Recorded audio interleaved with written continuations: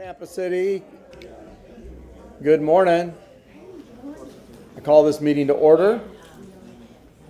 First, I would like to welcome our newest councilwoman, Nia Young.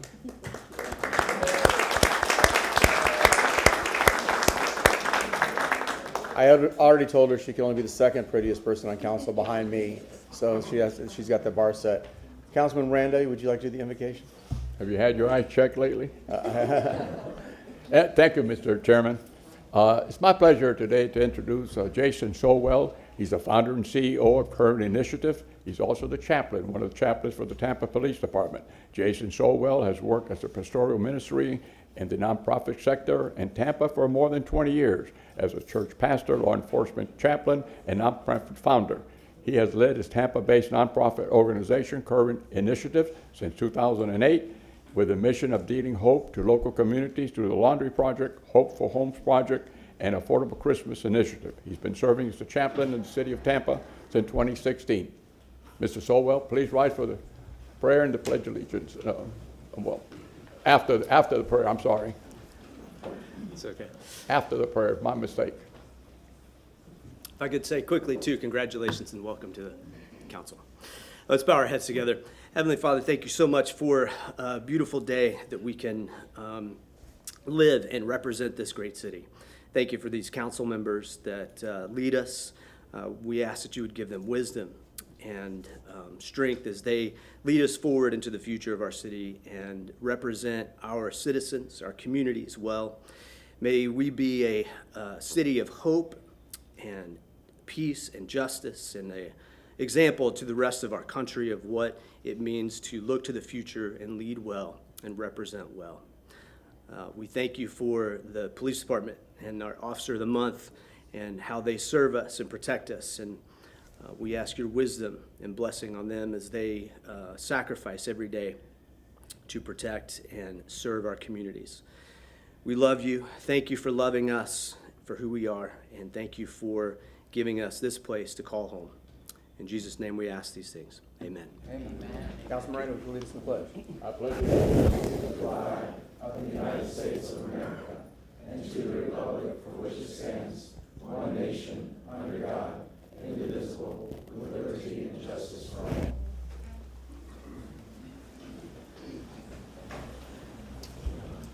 Very good. Roll call, please. Miranda. Here. Maniscalco. Here. Hurtak. Young. Here. Vieira. Here. Carlson. Here. Clendenin. Here. We have a quorum. And Councilwoman Hurtak is in the building. She had some work to accomplish. That's why I held the meeting for a little bit, but she should be entering any moment. She's back in her office right now. Okay, very good. I would like a motion to adopt the minutes from the regular sessions on October 23rd, 2025, and the workshop and evening sessions held on October 30th, 2025. I have a motion from Councilman Miranda, a second from Councilman Maniscalco. All those in favor say aye. Aye. Aye. Opposed? The ayes have it, with Councilwoman Hurtak voting aye as well. Very good, thank you. Okay, let's go to the agenda review. Let's see. We had a memo that item number 19 is being removed because it was a duplication. Move to remove. We have a motion from Councilman Maniscalco to remove item 19. A second from Councilman Miranda. All those in favor say aye. Aye. Aye. Opposed? The ayes have it. I have a memo from Councilwoman Hurtak to pull items 23 and 26 for discussion. And I'd like those items to be heard together, please. Heard together. Okay, we have a motion to pull them for discussion and heard together from Councilwoman Hurtak. A second from? Second. Second from Councilman Miranda. All those in favor say aye. Aye. Aye. Opposed? The ayes have it. We need to have a motion to pull item 25 for discussion and hear it with staff report 63. So moved. We have a motion from Councilman Second. Maniscalco, a second from Councilman Miranda. All those in favor say aye. Aye. Aye. Opposed? The ayes have it. Thank you. Staff reports, unless anybody has anything else on the consent agenda. There is no administrative update. Still, Chief, still no administrative update, right? Okay. 58, do we need staff? Give you a minute to look. I'm good with this, but I do want to say that I got a briefing on this. I'm sure other people did too, and I really, I've told them that I really want an update after a year. Like, what are we gaining from this? Like, is it working? And I was told that if it's not working, we don't have to continue with it. So expect a motion about that later. Okay, very good. So no staff for 58, 59. No staff for 59, 60.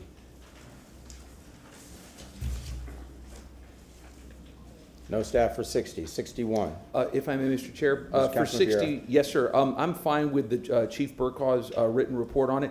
I'm gonna have some further discussions with him on the issue of, I don't think you can call it a substation, but some sort of a physical presence in the People's Republic of New Tampa. I think that we need it out there and everything, but for purposes of time, I'm gonna deal with this issue later. He and I are having a meeting on it, so I'll accept the written report. One election in New York, and now you're the People's Republic of New Tampa. So, no staff on 61, 62. No staff on, I'm sorry, yes. Yes, sir, 62, yes, absolutely. want staff. Eric Kaiser is coming for that report, and we look forward to hearing from him. He's a fine young man. okay. We already discussed 63, which is, we're going to have staff, and we're going to hear item 23 with that. 25. I'm sorry, 25, yeah, 25. Okay. And 64? Someone for 64. You know, yes, for just, really, this has been going on for about a year, and just, it'll take no more than 1 or 2 minutes. I would say yes. I'll get to it. Continue on. Yeah. So staff for 64. Yeah, and then I talked to Abby about the land development code updates, and since we have talked about the fact that she's not going to be able to come to us until February, Right. after we've done the comp plan, she's asking to hold these to start again in the new year. So I heard a motion from Councilman Maniscalco to continue item 65 to January 20th, 2026. A second from Councilman. January, gosh, what is going on? I was reading this morning. See, I need to put those glasses on, Councilman Miranda. January 8th, 2026. So second from Councilwoman Hurtak. All those in favor say aye. Aye. Opposed? Ayes have it. Okay. Accept the written staff report. Councilwoman Hurtak, second. 66. Second from Councilman Maniscalco. All those in favor say aye. Aye. Aye. Opposed? Ayes have it. I did miss one. I need to remove, or do we need to remove or continue item, because I had conflicting information, 28.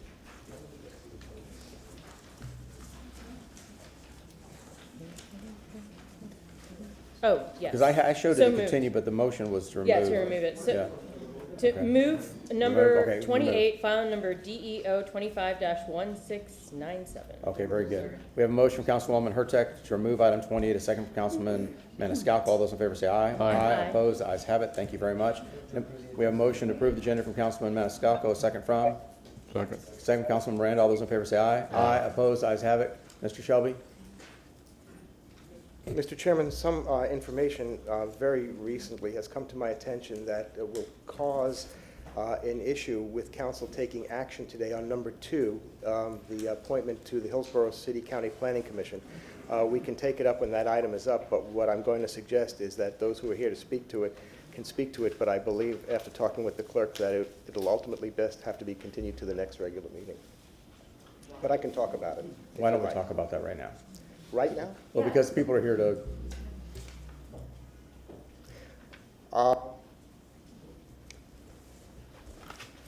Well, there are some issues that are not resolved with regard to city residency, which isn't reflected in the applications necessarily. And there are also some issues with regard to not having completed the background checks, which are required for all applicants for all positions in the city. So whereas the question is whether council would make an appointment to somebody who has yet to have completed their background check, and I need to work through that, because on your memo that you received from the clerk's office, there is an issue that says pending, but it goes further than that. There's a reason why we do those now as a matter of course for all positions, and whether it's appropriate that you even have them on the ballot at this point without the background check being completed. I'd like to resolve that. The third thing on the memo is it shows that Mr. Kugler's appointment continues through 2029, and that right now is incorrect. Mr. Kugler's appointment actually from council's motion expired on the 30th of September, and council has not taken action for his next term, and that will be coming to you on the next regular agenda. That issue is not germane to the agenda for today, though. It very well, The first one is though, right? It very well might be, because what you have is you have 10 applicants for one position, or you have 7 applicants for one position, depending on what the determination is going to be as to going forward with somebody who does not have their background check completed. No, I know, I get that part. I mean, the Kugler part is The not. Kugler part is that council has not taken action on that appointment specifically. So the truth of the matter is that if council, and I'm not saying to say anything personal to Mr. Kugler and his abilities, but you have 10 applicants or 7 applicants for one position now, and if for whatever reason you need to have applicants for that position, those applicants are already pending. So I'd like to be able to take care of the issue, and there's a long story behind Mr. Kugler. Was a breakdown of communication with regarding getting the Planning Commission the resolution in a timely fashion. And that's another discussion that we can have, preferably off the record. So we have, based on the advice from council, to continue item 2 to a date to be determined.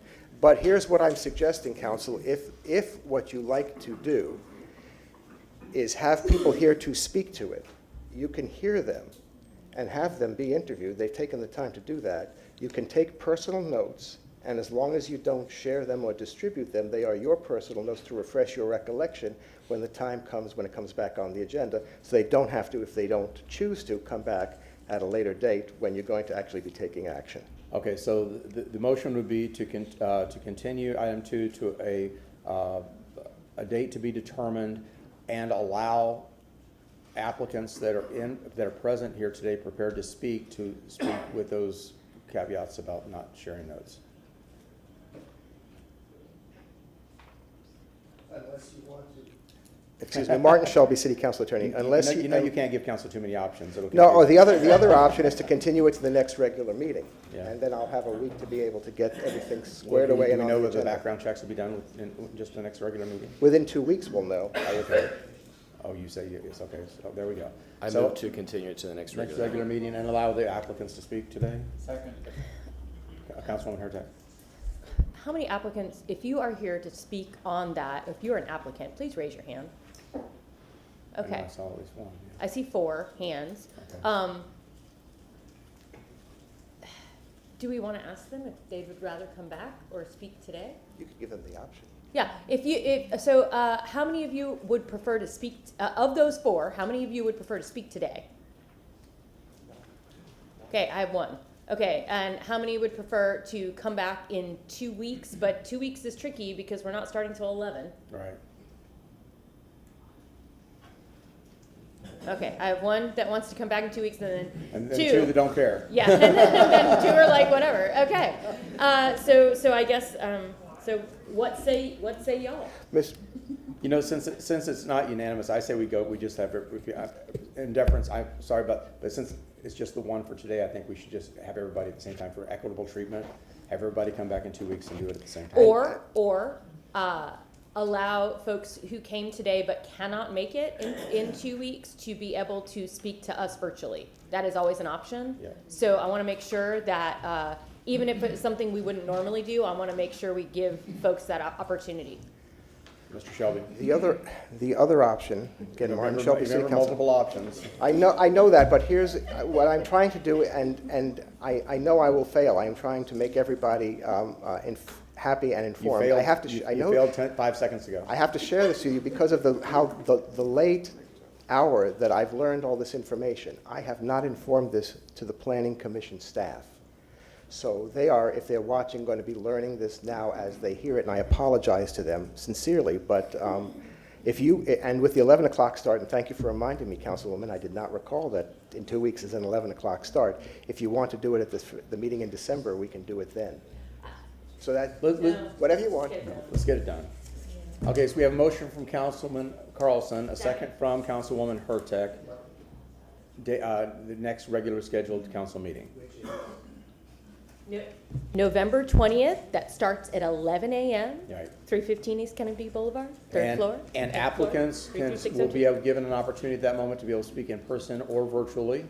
And then we will continue the process, hopefully have a decisive answer as to the applicants that have successfully completed the entire application process. So we have a motion and a second. All those in favor say aye. Aye. Aye. Opposed? The ayes have it. Thank you so much. As to the opportunity to speak today, are you still allowing that, or is that? No. Equitable treatment, everybody at the same Okay, time. so just for those people who are here to speak on item number 2, it has been continued. Can I ask another? Thank you. Councilman Carlson. So, Marty, we have the second position that will be reviewed at the same time. If there are people who have not applied, will we still continue to take applications since we have another seat open? Or? Those are things that, Let's take that offline. yeah, that we'll have to address. Just in case anybody's watching, Yeah. if they haven't I'll take applied that yet, we offline. need to find out. Okay. So Shirley, you got that? We're not doing that one today. Okay, the planning commission, we're not doing today. Okay. We are now going to do the commendation of the police officer of the month, Councilman Vieira. We'll see you guys in 2 weeks.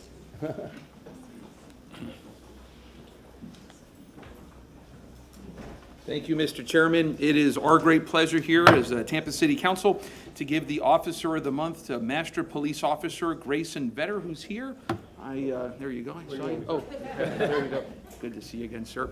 And like I always say, we always do this to reflect the values of our Tampa community that we serve, that always supports our first responders, both our police officers as well as our firefighters and the work that they do. And this is a very, very small token of our appreciation to the amazing work that our cops do here in the city of Tampa. So to speak about this very, very worthy honoree, we have here Chief Babcock to speak. Sir. Good morning, Council, and good morning to our newest council member, Councilwoman Young.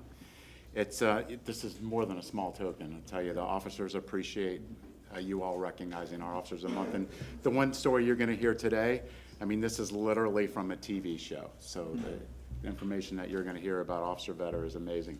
So we proudly recognize Master Police Officer Grayson Vetter as our Officer of the Month for November 2025. He has served the Tampa Police Department for 15 years. And he's currently assigned to the Fugitive Apprehension Unit and federally sworn as a Special Deputy U.S. Marshal with the U.S. Marshals Florida Regional Fugitive Task Force. They need an acronym for that, just so we're saying.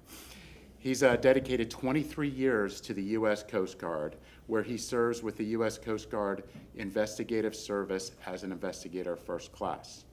So throughout his career, MPO Vetter has earned a reputation for his relentless work ethic, teamwork, and skill in solving complex cases. His dedication has contributed to the capture of more than 3,000 fugitives, helping make our community safer. And that's an amazing amount. Some specific cases I wanted to highlight. During the past month, MPO Vetter has apprehended numerous fugitives who were wanted for violent felonies. Recently, he coordinated with the New Jersey Task Force and Tampa Port Security to arrest a suspect wanted for felon in possession of a firearm and sale of cocaine aboard a cruise ship docked at the Tampa port. He also led the international effort to locate and return a fugitive who was wanted for DUI manslaughter and vehicular homicide who had fled to Colombia. MPO's Vetter, his professionalism, integrity, and dedication to service represent the values defined in Tampa, and he is clearly making our community safer with all the efforts that he's done out there to arrest these violent fugitives. So for that, he is being honored as our Officer of the Month. Congratulations.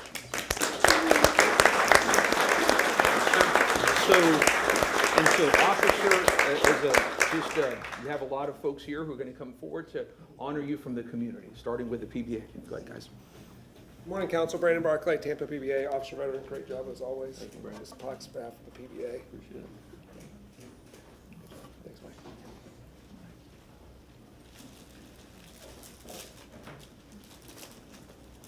Good morning.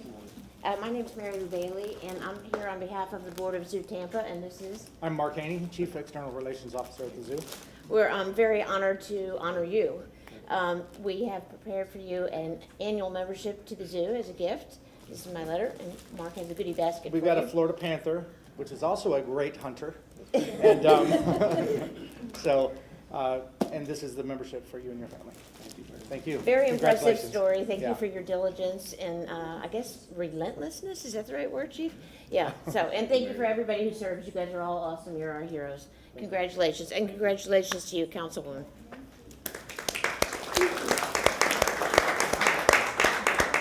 Good morning, Council. Good morning, Chief. Good morning, Officer Vetter. I am Grace Gonzalez. I'm here on behalf of the Gonsmart family and the 1905 family of restaurants.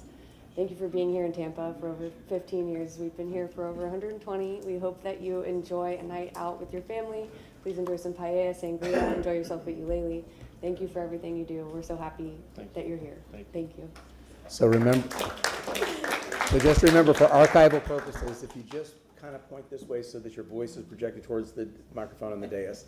So everybody at home can hear you and what organizations you I represent. promise to project. Project. Good From the morning, theater. Council. Exactly. Welcome, Councilwoman Young. I am Jill Witecki from Tampa Theater. I am talking over my shoulder to the Officer of the Month. Congratulations. Thank you for all you do in the community, and we would love to give you an annual membership to the Historic Tampa Theater as well, to see you there for some shows in the next year. Thank you very much. Good morning. Good morning, Mary Dillon from Straz Center for the Performing Arts. Thank you so much for your service. And on behalf of Straz, we want to offer 2 tickets to upcoming performance. There's some beverage coupons in there as well. I hope you enjoy it, along with all the other gifts you'll receive. You can maybe combine a really nice evening for your family. Thank you so much. Thank you very much. Good morning, Council, Mr. Chair. Morning, Brian. Congratulations and welcome, Councilwoman Young. Very excited to have you and look forward to meeting you. Chief, Officer Vetter, Brian Ford with the Tampa Bay Buccaneers. Very excited, and your story is amazing. And I'm here on behalf of the Glazer family and our entire organization to say thank you. Thank you for you and your family, for your sacrifice, your service. Your story is remarkable. And at One Buccaneer Place, we have a tradition. Anybody that goes over and above gets a game ball. So I'm here to present you your very own game ball. Thank you very much. Congratulations. Thank you.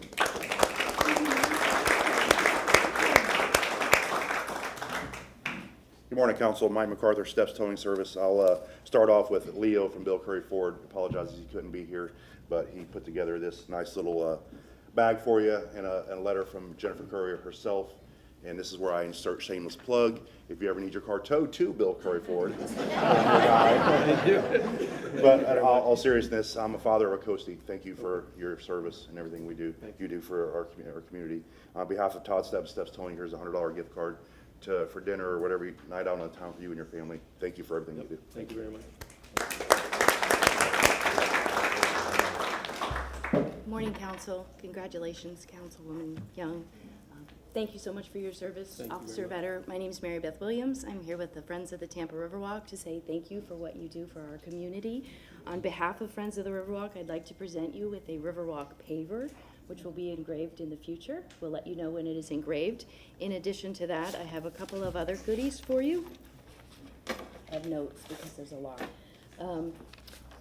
A gift certificate from Florida Avenue Brewing for $200. A gift certificate from Splitsville for an adults' night out. And then in here we have several different items: 2 Pirate Water taxi passes, 2 Lost Pearl complimentary admissions, and a dinner for 2 aboard Yacht Starship. So thank you again for your service. Thank you very much. Nice.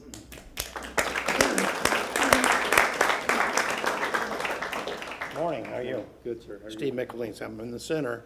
There I'm you go. facing council. You know the rules. I know the rules, you know, I'm following the drill here. I have a suggestion, though, that, you know, the footballs have tracking mechanisms in them on the game day. So I think maybe if you give out the tracking mechanisms to him, he'll have an easier time finding those fugitives. You were trying to put our police out of work? No, just making his job easier. On behalf of Jackson Bistro, we're providing you with a $100 gift certificate. You can enjoy yourself. There's your certificate there. On behalf of Yummy House China Bistro, and I always say this, the chief wants to go with you. You can go over there for lunch, and apparently there was an incident there that police intervened in, and we greatly appreciate their assistance. On behalf of Meat Market and Old Hyde Park, we're providing you with a gift certificate. You can go enjoy yourself for lunch or dinner. And on behalf of the Chicho Restaurant Group, we're providing you with a gift certificate. Again, Enjoy yourself. Thank you very Thank you very much, sir. much. Appreciate you. Thank you.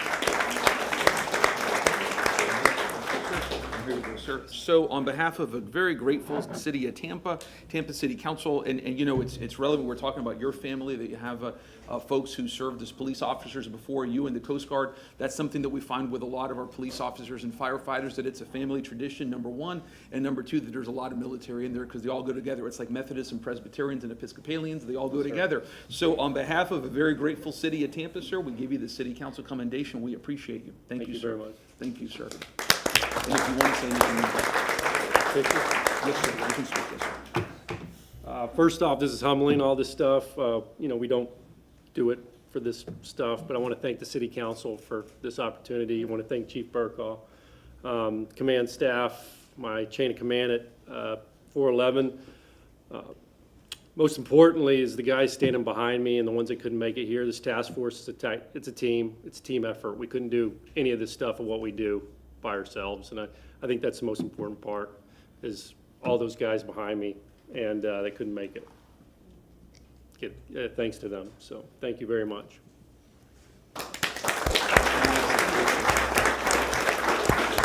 Councilman Carlson. Yeah, I just wanted to mention a couple things real fast. One, I got to meet the officer and thank him before. He's wearing a pin, and I won't say what city, but it's in commemoration of his father, who was a former police chief in another city.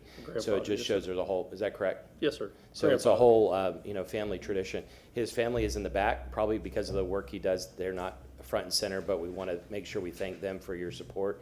And as he said, the folks along the wall, and that some of them can't come up front camera either, but the folks along the wall, knowing that they're here and knowing that people like that are in this community, I think should make us all feel safer. So thank you. Thank you.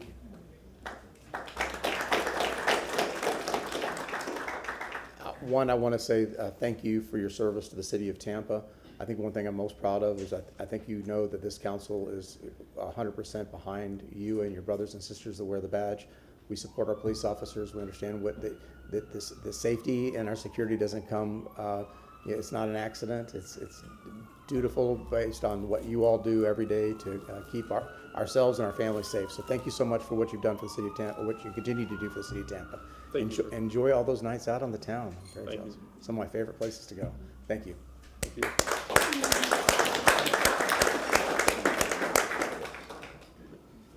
Okay, we'll give it a few minutes for the room to shift.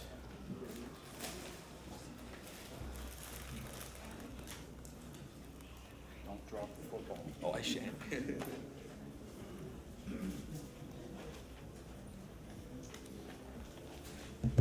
Mr. Chairman, Councilman Maniscalco. I just want to say welcome to Councilmember Young, and I see your wonderful grandmother in the audience, Lena Young Green, who I got to meet when I first started here, fighting TBX and a lot of things in Tampa Heights. So I want to recognize, and all the hard work that you do, thank you. And her husband is there too, so say hi to him.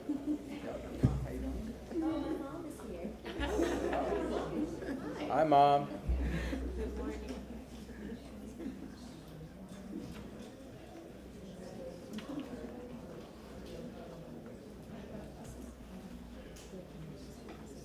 We continue to the next regular, I think next regular is going to be, that's in 2 weeks. We didn't waive the rules. To do that? Oh, no, that's never mind, we don't need to do that. No, right. Not yet. No, Okay. boards and administrative appointments. Yeah, we don't. No. Okay, very good. Hi, Cairo. How you doing, buddy? My work dog back there.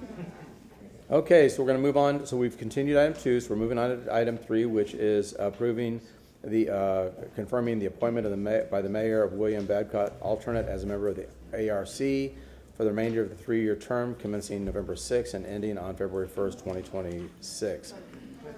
Yeah, we need to do public comment first, because someone might want to speak on this. I know, I understand. I'm just saying we're just addressing the issue now, so people know where we were on the agenda. We're at public. Oh, we haven't done public comment at all, Jesus. Yeah. That's right, never mind. Well, now I know we have to do public comment, because I got the cards in my hand. Thank you. Okay, Mr. Shelby, you're on. Thank you, Mr. Chairman. Good morning, City Council, members of the public, Martin Shelby, City Council Attorney, here to speak to you briefly about the rules of decorum for the conduct of today's meeting. If you wish to speak during general public comment, you've had the opportunity to fill out a speaker card and place it in the box outside. 1 card per speaker. Cards are accepted until the start of general public comment. Excuse me. Each person submitting a card will be recognized by name to approach and speak. Names that cannot be read will not be called, so please print legibly. And if you need to speak at a public hearing, and you're here to speak at an item that is set for a public hearing on the agenda, you will have that opportunity when the item is heard later in the agenda. No public comment will be taken during staff reports. The time to speak about those items on the consent agenda and the staff reports is now during general public comment. A 3-minute time limit applies to all speakers. Speakers and members of the public are also reminded they are to refrain from disruptive behavior, including making vulgar or threatening remarks or causing disruptive noises or sounds or displaying signs or graphics. The chair will rule out of order any person who speaks without being recognized or attempts to address council from outside the speaker area at the podium. Persons failing to comply with the council rules may also be ruled out of order and, at the discretion of the chair, may be removed from the chambers for the remainder of today's meeting. Finally, City Council members should refrain from engaging a speaker under public comment, and the public should be aware that City Council does not take questions or have a dialogue during general public comment. This is your opportunity to express your position to the City Council. Thank you.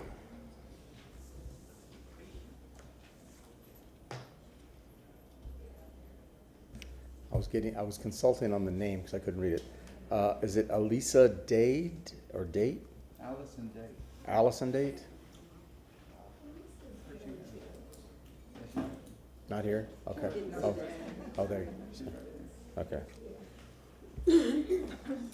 Sorry. That's all right. I need to write more clearly. I wanted to put this on. I don't know. Is that? Oh, yeah, that. Okay. On the top, there's a wheel on the top of the apparatus. On the very, very top. Tip, tap, tap, tap, tap. Oh, thank you. There you go. Thanks. My name's Allison Date. I'm with Tampa Tree Advocacy Group. And I'm here to talk about the Tree Trust Fund, item 63, and I guess so 25. Somehow that got in there too, and I can't see, so let me put my glasses. First, I want to say thank you to the city departments involved with this tree fund for their hard work and with the limited funding and personnel that they have. Please do not allow the new trust fund to be changed or have money dispersed until all the information for the city's report is provided and can be analyzed. We think some aspects of the use of the tree fund and management plan are not being followed. And as one of the founders of that document said, if this plan is not followed, it will not work. And it is not working. And now is the time to try and make adjustments to how the rest of the tree fund will be used. Clear oversight of the remaining tree funds needs to be established.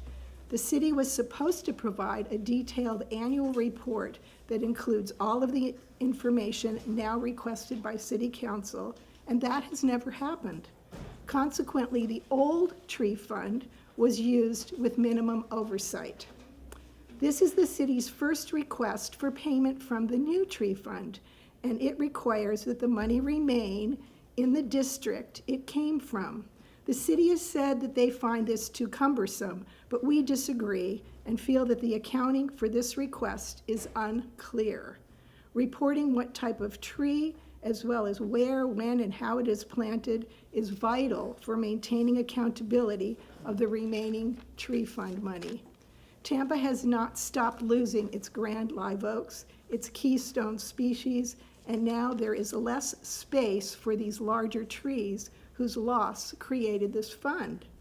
Planting type 1 native trees should be a priority.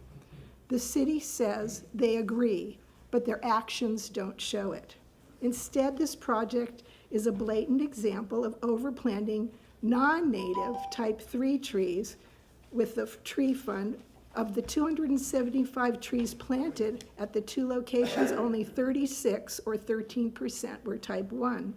Planting native type 1 trees instead of smaller non-native trees needs to be a priority for the use of the tree fund.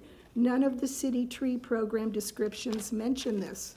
There is a need to actually seek out, set aside space for these larger trees and request report. The requested report will help to oversee that is happening. Thank you. Meanwhile, Thank you very please much. vote no. I Thank you. appreciate that. Next speaker is Richard Rivas, followed by Steve McElhaney.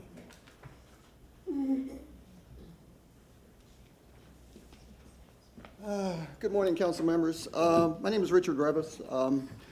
I'm a former magistrate with the City for Code Enforcement, and I'm here to speak on item 55. What we had was a unique situation where an everyday citizen who had a violation was able to hear the case, listen to all issues, and find a solution best suited to bring the property into compliance, levy a fine, and that fine was based on all information that was ascertained during that meeting. We now have a situation where the magistrate is someone being paid by the city who is levying fines dictated by the city, and they're not listening to, there's no empathy with that magistrate.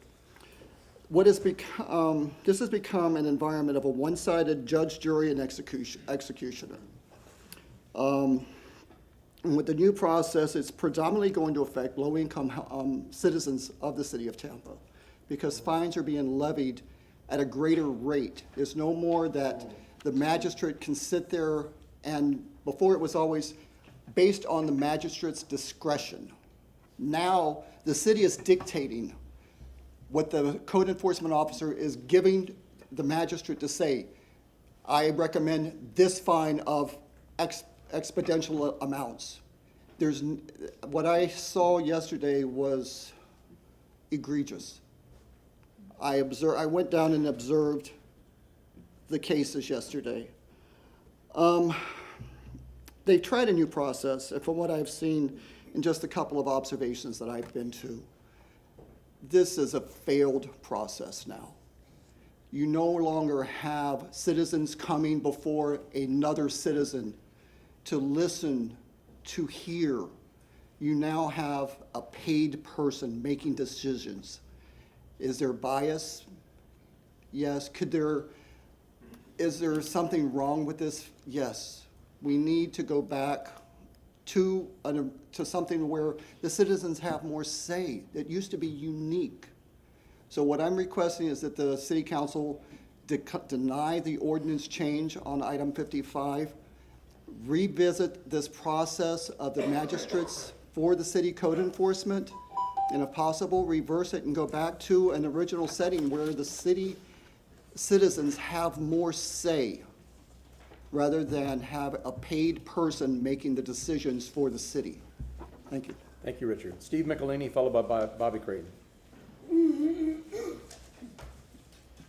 Good morning, council. I'm here speaking about the tree trust fund issue and the code enforcement issue. The tree trust fund was negotiated. It was set up to create accountability. All of the issues that we brought before you, including the letter that I've supplied to council, were discussed in June, and there was supposed to be some additional dialogue with the neighborhood associations and the builders who paid into that fund, and that didn't happen. It simply did not happen. The issues about getting trees, I mean, you transfer money from the tree trust fund to the city to plant trees, and a normal homeowner can't even get through the process. The reason why you have so much money sitting in that account, $6 million by the last accounting, sitting in the tree trust fund, and they want to take out 300 and something thousand and transfer it to a city project. Every project should stand on its own merits. You shouldn't be taking money from a tree trust fund that was designed for homeowners and to mitigate trees that were removed from neighborhoods and put them back in place. It simply makes no sense. And again, we had those discussions, and no follow-up discussion occurred with any of the folks, and I appeared before you at that time, as well as the homeowner associations. And I sat through 2 years of negotiating and trying to craft a code that would work, including providing the accountability for the tree trust fund. Don't rob the trust fund. Leave it alone. Send them back. Every project should stand on its own merits. I also sent you a letter regarding this code enforcement. What happens is you have a building code enforcement issue and you have a code violation. Those two track simultaneously, and you're accruing fines on both of them.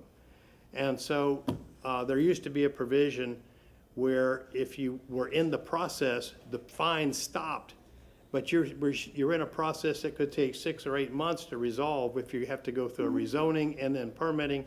And in the meantime, you have thousands and thousands of dollars that are accruing in fines. Then you have to go back and ask for forgiveness or for a fine reduction. And as Mr. Rivas said, the accountability is now with an attorney whose profession is magistrating code enforcement issues. They're being paid as attorneys. They used to be volunteers, and they were reimbursed for minimal expenses. I would say, ask you to send this code back for revisions. Look at it very carefully. It also removes the council's ability to appoint the magistrates. It says the city attorney can now appoint a magistrate. You should not be giving up that authority. It simply is not warranted. I've sent you a letter. It has more details in it, and I would greatly appreciate it on behalf of all those people. It's discriminatory against poor Thank you, Mr. property McLean. owners. Thank you. Bobby, followed by Nancy Stevens. Good morning, Bobby Creighton. I'm also here to speak on item 55. I think the commentary that you've heard in public comment so far is indicative of the need of a broader look at code enforcement and how mechanisms and procedures are implemented in the city. We've had a magistrate come up. We've had someone who tends to represent the development community. I'm going to speak on a different angle today, but from all sides of this issue, you have people coming up to say something isn't working here. We need to take another look at how this all comes together. I sent you an email with some of my more technical issues with the policy and how they interrelate with ordinances. Thank you to the legal department, who I'm sure will give a very thorough review of that and how those policies and ordinances all interrelate. I want to talk a little bit about data and timelines so that we can kind of couch this in a realistic perspective. In 2008, the financial crisis increased the housing stock that was available for investors. I don't think anybody would argue with that. The 2008 financial crisis had the greatest effect in Tampa's lowest income neighborhoods, East Tampa, West Tampa, and Sulphur Springs. With the recovery from that crisis came changes in the ownership composition in those neighborhoods. And just as an example, in the East Tampa CRP draft that was just released, we saw that units, rental units, increased from 30% of available units to 50%. So 50% of the units in East Tampa are rental units, from 30 to 50, from 2000 to today. The owner-occupied units have decreased from by around 10% in that same time over the 2000 to 2024 period. You hear anecdotally all the time, or at least I do, in community discussions about LLC owners, slumlords. Looking at the statistic I just gave you, that should make sense. What people are saying aligns with what the data is telling us is the composition of ownership in these types of neighborhoods that I mentioned. Code enforcement plays a very, very important role to promote the health, safety, stability, and quality of life in the neighborhoods that are most vulnerable in our city. And if you think of the people who are going to be most affected by detriments in those attributes I just listed, they are people in working class neighborhoods whose health, safety, quality of life are going to be affected if code enforcement actions are not carried out appropriately. We have to be very sensitive about this issue because those same people in those neighborhoods are also at risk because they are the least likely to be able to afford improvements to their homes. So what I recommend is we need a broader look at how code enforcement truly interacts with the various other aspects of our city meant to help our most vulnerable residents. And we need a real comprehensive review of how all these things work together to support the people in our neighborhoods. Thank you, Bobby. Nancy Stevens, followed by Tara Bluma. Hi, good morning, council members, and welcome, Councilwoman Young. My name is Nancy Stevens. I'm a volunteer with the Sierra Club and the Tampa Tree Advocacy Group, and I'm speaking on items 63 and 25 regarding the proposed transfer of $334,000 from the Tree Trust Fund to the citywide capital improvement projects. I urge you to vote no on this transfer. Reason's simple. These 237 trees have already been paid for. It's also important to remember that public projects aren't required to mitigate for trees and don't put money into the Tampa Tree Trust Fund. It's not to say that that fund can't be used for city capital improvement projects. There are certainly excellent opportunities when doing park improvements to add trees into projects using the Tree Trust Fund and to increase our urban canopy. But those proposals should be presented before the funds are spent, giving us an opportunity to review them and ensure that they are appropriate and effective. Furthermore, type 1 native trees should be the priority in using tree trust funds to most effectively replace our canopy. So approving this transfer not only fails to replenish our tree canopy as the tree trust fund was intended, but it also sets a troubling precedent for the future misuse of these funds. We must safeguard the purpose and integrity of the Tree Trust Fund to the benefit of our community and the environment. So please vote no on item 63, and thank you for your attention and your commitment to Tampa's trees and green spaces. Thank you. Thank you, Nancy. Tara Bluma, followed by Pamela Jackson-Haney. Good morning. I am also going to talk about item 63, the Tree Trust Fund. You absolutely should not approve money being taken from the Tree Trust Fund to go to reimburse for trees that have already been paid for through the Pipes project. But more importantly, you've all nodded your heads at me when I've said that crepe myrtles should no longer be allowed to be planted in mitigation. So what I'm asking for you to do, rather than approve this, is pass a motion today eliminating crepe myrtles from the list of acceptable trees. That would be a great step that you could easily take.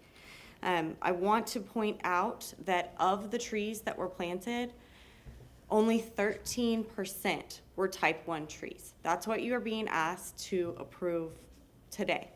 It's completely unacceptable. I also did receive information from a city staff member that currently the Tree Trust Fund has a moratorium on it and monies cannot be spent out of there right now, which I was not aware of. I thought that you were just waiting to decide if you wanted to transfer some of this money. So if we could look into that as well, that would be great. Finally, on item 54, I hope that you continue to deny that right-of-way to be vacated. I'm sorry, I'm going to ask Yes. if you want to speak to that, you do so at the public hearing. Oh, okay. Thank you. Will do. All right, that's all then. Thank you very much. Thank you, Tara. Pamela Jackson-Haney, followed by Lena Young-Green. Good morning. I am here to speak on items 63 and 25. Pamela Jackson-Haney. I'm a member of the Tampa Tree Advocacy Group, and I'm asking you to deny and voting no on transferring almost $335,000 from the Tree Trust Fund to a Pipes project. The Tree Trust Fund currently holds $6 million, as you've heard, which is a substantial amount. However, it's important to remember why these funds exist, and that's because of the destruction of type 1 trees in our community. The city of Tampa has lost significant acreage of type 1 trees, primarily grand live oaks, the workhorses of our tree community and canopy, due to overdevelopment, citizen lawlessness, and the destructive impact of hurricanes. The city collects $300 per tree in fines, but spends $1,400 and up to plant a new one. The math doesn't math. This discrepancy highlights the necessity of safeguarding and wisely spending the Tree Trust Fund to restore our dwindling tree canopy. Our progress was severely set back by hurricanes, and in many ways, we are starting over. Of the trees planted for the Pipes project, 87% were type 3 trees, such as crepe myrtles and bottlebrush. These species provide minimal environmental benefit. While curb appeal may be enhanced, using these funds for that purpose is not justified. The money should not be spent to beautify streets, but to replenish environmentally valuable trees. Already, $150,000 has been spent from the new tree trust fund without any explanation for its use. Such unaccountable actions are unacceptable and must be prevented in the future. The fund is a trust for a reason, to protect assets for its beneficiaries, the current and future citizens of Tampa. The damage to our tree canopy has already occurred, and we have only one opportunity to correct it. The fund must not be used to offset budget deficits or for any purpose other than planting type 1 trees. That is the sole reason the money is available, and it must not be used to plant anything else. Thank you. Thank you very much. Lena Young Green, welcome. Good morning. Good morning. It is such a pleasure for me to stand before you today. Usually we're talking about community issues. Excuse me, we have to have you start with your name. Oh, yeah. And we're going to start your time all over again. Okay. My name is Lena Young Green. And I was saying it's such a pleasure to be before you all today. Usually we're here talking about community issues. Today we are so delighted to have my granddaughter sitting on the dais. We want to take a moment, though, to remember and honor our city council woman, Gwen Henderson. We lost her so unexpectedly, and it was such a shock that we are still recovering from the loss of her. In her place sits Naya Young, and we want to be appreciative of the voters who supported her, who decided that she would be the one to sit there with you. We want to thank each of you for supporting her as she comes into this new arena. And we also want to say that the community as a whole, we will continue to stand before you and help to guide you to make great decisions for us. Thank you for this opportunity. Thank you for sharing her with us. Pastor Williams, followed by Ismail Grakas, I think.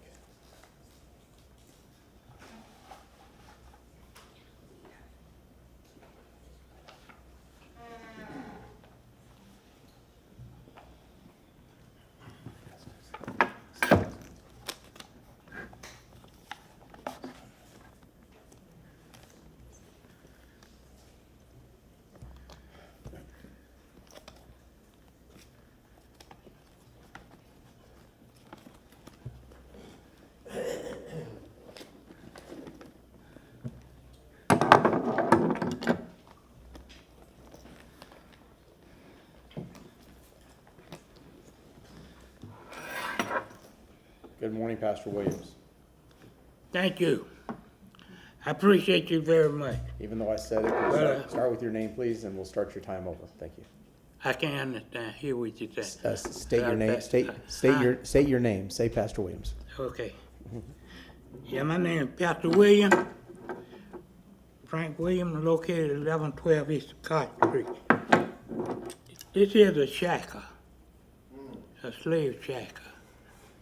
And I bought this because I wanted y'all to see, know exactly where God brought us from. I'd like for you to pass around and let each one of them feel it and see it. Can I pass it to you?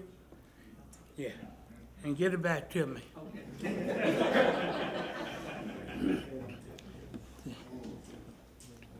See, we want y'all to know the truth. Our ancestors were slaves when they brought them to America. Not all of them, but most of them were slaves when they brought them to America. And that shackle there is for women and children. They had that shackle for women and children. They didn't care nothing about the men. They had something a whole lot stronger than that. but that's strong itself. And so that's one reason why I wanted you all to see what our ancestors had to go through. They went through a whole lot for us to be where we are today. Not only us, but you too. And God has been extremely good to all of us. And that's, I want y'all to see that and understand it. These shackles don't mean nothing to me now. They keep handed down from me, from my daddy. And I appreciate him. He left a Holy Bible with me, 1825, and he left a World Dictionary with me. And I'm keeping that. So I have to teach y'all to let you know what. Also, I want to welcome you, Miss Nellie Young. That's your name, right? I think I might know your people, but God is so good to us.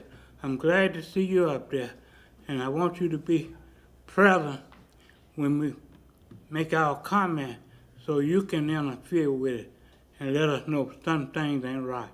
Now, we got land that they done took from us and call it public land and all that stuff. But our mother and father left the home for us, but they tore down the home and left the land, built a Republican pond there so we can have for ourselves. You know, it's bad and it's serious the way some people treat us. And I basically come up here to talk about the water department. They still haven't cut my water on. And I'm without water and been without water for a whole year. And they're saying, well, I don't have to pay. I pay every month. It keeps saying, just in case if the people come down here, y'all have mercy. Y'all don't give me no time. Thank you, Pastor You Williams. just stop the rain and I'm getting down from here. Shit. It was very meaningful and moving this morning. Thank you. Ismael Koss, followed by Diana Koss. Thank you.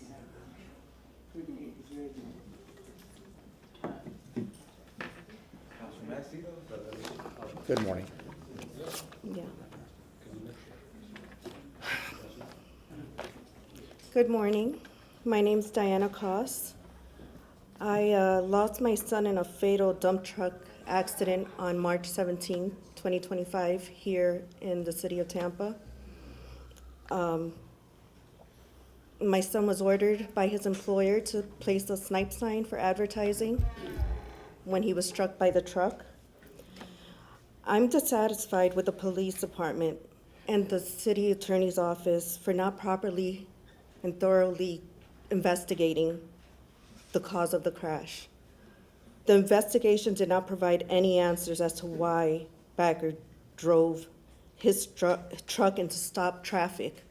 He killed 2 men and injured several other people. I want to know why he did not see the traffic stopped. I want to know something other than he was just daydreaming, which is what the detective told us, because the detective himself does it all the time. Daydreaming that's not a good excuse for killing people. I've reviewed the investigation, and the detective coached and warned the offender not to say anything. He walked away with a ticket. The detectives weren't present at the scene. No one did any breathalyzer test, any impairment test, nothing. He was taken to the hospital and given a ticket. My son's death cannot be dismissed as a simple mistake. He was ready to serve this country. He had joined the Navy, and he was only 20 years old. He had his whole life ahead of him. It's not fair that these police officers, detectives, just didn't want to do their job. They didn't investigate. They didn't do their homework. They didn't look into this man's file. He had been in previous accidents 5 months prior. The city seems to be on the side of the offender, and it's very disappointing. I just want the city leaders to reopen this case so that it doesn't happen again. We want answers. We're not gonna go away. Thank you, Diana. I'm sorry Thank for your you. loss. Thank Ms. you. Mail, would you like to speak as well? Yeah, I have 2 cards for you guys. I just want to reiterate what my wife said. Start with your name, please. Ishmael Koss. We lost our son, and we just want answers from the police department. The way the investigation went through, it just doesn't give us an answers. How does someone run over someone, a pedestrian, and just walks away with a fine and a ticket, and then able to continue on with their lives like nothing happened? While we are left here every day trying to find answers and trying to fill this gap, this hole, this void that we have in our lives and our hearts. We just want answers. We want demand answers. We want justice for our son. And driving over someone and walking away with a ticket is just not acceptable in any course, in any manner. That's all I have to say. Thank you. Thank you. We're sorry for your loss. Thank you. Thank you. Carol Ann Bennett, followed by Ashley Morrow.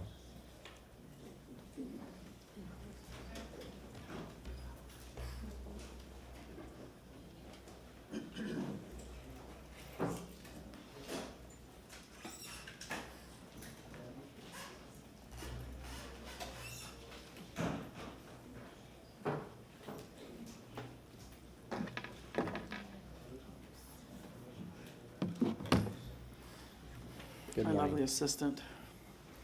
Hi, Vanna. Carol Ann Bennett. Section 27, the tree fund's intent is to preserve Tampa's tree canopy. This motion does the opposite. It squanders the fund on type 3 trees that do not restore our lost canopy. CTTV. Only 13% of this money put the wolf on was the, spent on, Rod, hold on one, Carol. We'll start your time over again. CTTV, can you make sure? There we go. Thank you. Okay, go ahead. thank you. Thank you. I'll start over. There you go. With your name. Carol Ann Bennett. Section 27. The tree fund's intent is to preserve Tampa's tree canopy. This motion does the opposite. It squanders the fund on type 3 trees that do not restore our lost canopy. Only 13% of this money was spent on type 1 trees. Next slide. They charged $52,000 for Virginia Park, where I live, and we got only 9 trees that will restore canopy. 5 magnolias, 2 winged elms, and 2 oaks. The other 2 oaks died. Next slide. Here it is. Here's one of them. It is totally appropriate to budget for landscaping and projects, but the tree fund isn't for landscaping. That is a misuse of funds. The department says their primary goal is to plant shade trees, but I have seen no evidence of that. The Gandy Civic Association asked for oak trees. The city said no. Parents asked the city to help plant oaks at an elementary school. They were told the city has a moratorium on tree planting. A year and a half ago, T-Tag and the Joe Chalura family asked the city to plant oaks at fire stations and police stations. None have been planted. Next slide. Long ago, I showed this picture of a bus stop in the blazing sun in front of a large retention pond and asked for oaks to be planted. For years, I've asked for oaks to shade the Gadsden Park Trail, which is in full sun. Next slide. This is a Facebook post expressing frustration because Ybor City can't get help with their Trebor City project. This contractor charged $1,400 per tree. I think you need to find contractors with sharper pencils. If the city will pay $1,400 for crepe myrtles and bottle brushes, they can plant oaks in all the places I cited. The city paid $1,400 per tree. They collected $300 per tree. With that imbalance, the money will go fast, and if they use it for crepe myrtles and bottle brushes, we will have no canopy to show for it. If you plant all the possible shade trees and have money left over, then use it for understory trees. but not until then. When you voted yes on these resolutions, they had a funding source. The work was done and paid for. Why are they asking to change the funding source? Were you told that was the intent when you voted yes? Moving money for past projects is easy. Look, we planted 237 trees. Apparently, planting oaks is hard. But the hard way benefits our community by restoring canopy, and the easy way misuses the tree fund for landscaping. Please vote no. Thank you. Ashley, followed by Christina Costa.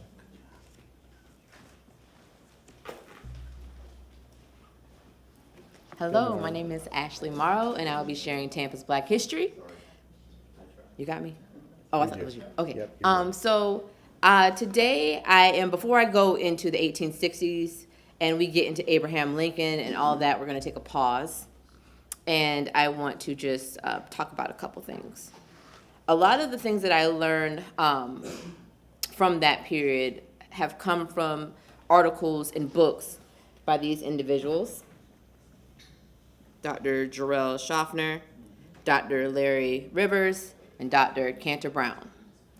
I'm in direct communication with Dr. Cantor Brown. I'm very thankful for that because he knows a whole lot about Tampa's Black history. And I want to take us back to Angola. That is the whole reason why I talk about what I'm talking about, because we learn over and over and over again via archival documents that there were Negroes here in the Tampa Bay area. The Negroes, now separated and at a distance from the Indians at the hammocks, near the hammocks of Tampa Bay here, and then it says the Bay of Tampa, last rallying spot for the disaffected Negroes. And again here, with Negroes on to be found at Tampa Bay, 1813, 1818, 1819. Fort Brooke is here in 1824. I believe there was something here. I know Angola was in the Sarasota area near Peace Creek, that river. But I believe there was something here. Gaston Point is put at the location where the military base is right now. But it was placed on this shore for some reason. I believe something was already cultivated here, and it was probably the Negro population that's mentioned in each of these articles. We won't find proof of it because they were trying to be hidden. So I hate to be the conspiracy theorist in the room, but I'm using archival documents, like I say, in quotes from that time where they're talking about people actually living in this area. ERA. So I like this acronym because it talks about education. What I'm doing here is small in the grand scheme of things, but first you have to have that education and learn that something exists. Then you recognize it, recognition. And that's where you recognize it when you see it over and over and over again. And sometimes it's just a marker, sometimes it's just saying it every year. But accountability is where that money comes in, and I feel like that's where we fall short sometimes. So I think we need to be holding ourselves accountable. My name is Ashley Kane. I'm a photographer, so that I can come up here every week. I would love if you would book a session. I have holiday sessions going on. I also do headshots. And if you need me, ashleykane.com. Thank you. Thank you, Ashley. Always one of my favorite parts of the morning. Christina Costa, followed by Matesna.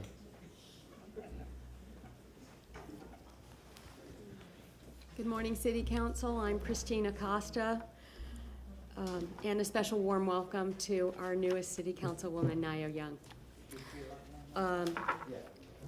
I have spoken to you before on behalf of organizations in our community that focus on road safety and multimodalism, but today I'm just making an appeal to you as a personal citizen.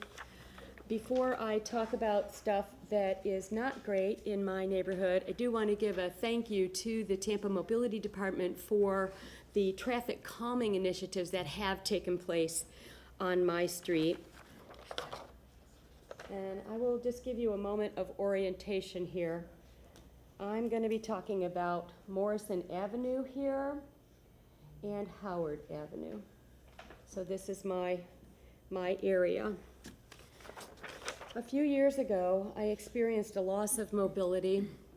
And some of you may know that the work I do is partly prompted by having cared for my father at the end of his life, and he was in a wheelchair. And mobility impairments really restrict our ability to live in our communities and experience the best that we have to offer. So, with my knee scooter, I had fresh eyes and want to bring to your attention missing sidewalk here. We have no sidewalk on this block. We have no sidewalk. Now, this is the intersection of Morrison and Howard, and it's a fabulous entry point to all that is wonderful about Howard Avenue. We have so many assets there in our community. I know the small businesses there contribute greatly to our tax base, but there's no sidewalk there. So, on the knee scooter and on a regular basis, even as a healthy walker, these are some of the conditions that, that we face in our neighborhood.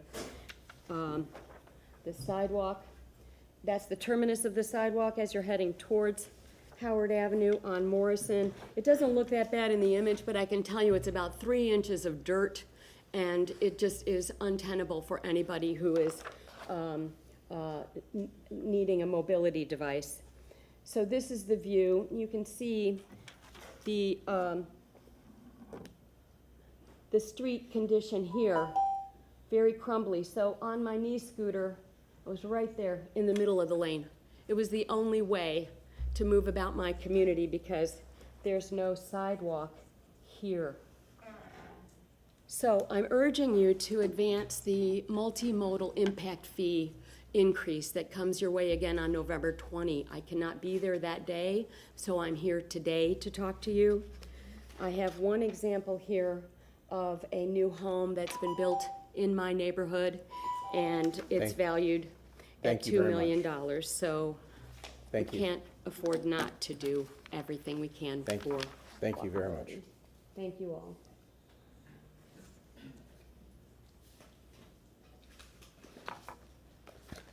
And Tesna, followed by Surgut Das.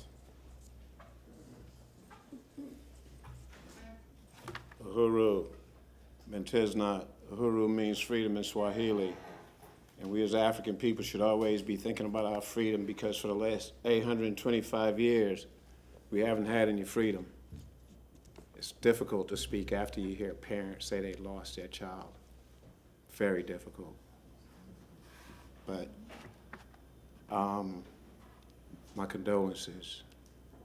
That's, takes a toll on you. But what I'd like to speak today about is some people are passive aggressive. Some people are aggressive, and some people are outright bullies. This city council are bullies. Nothing more, nothing less.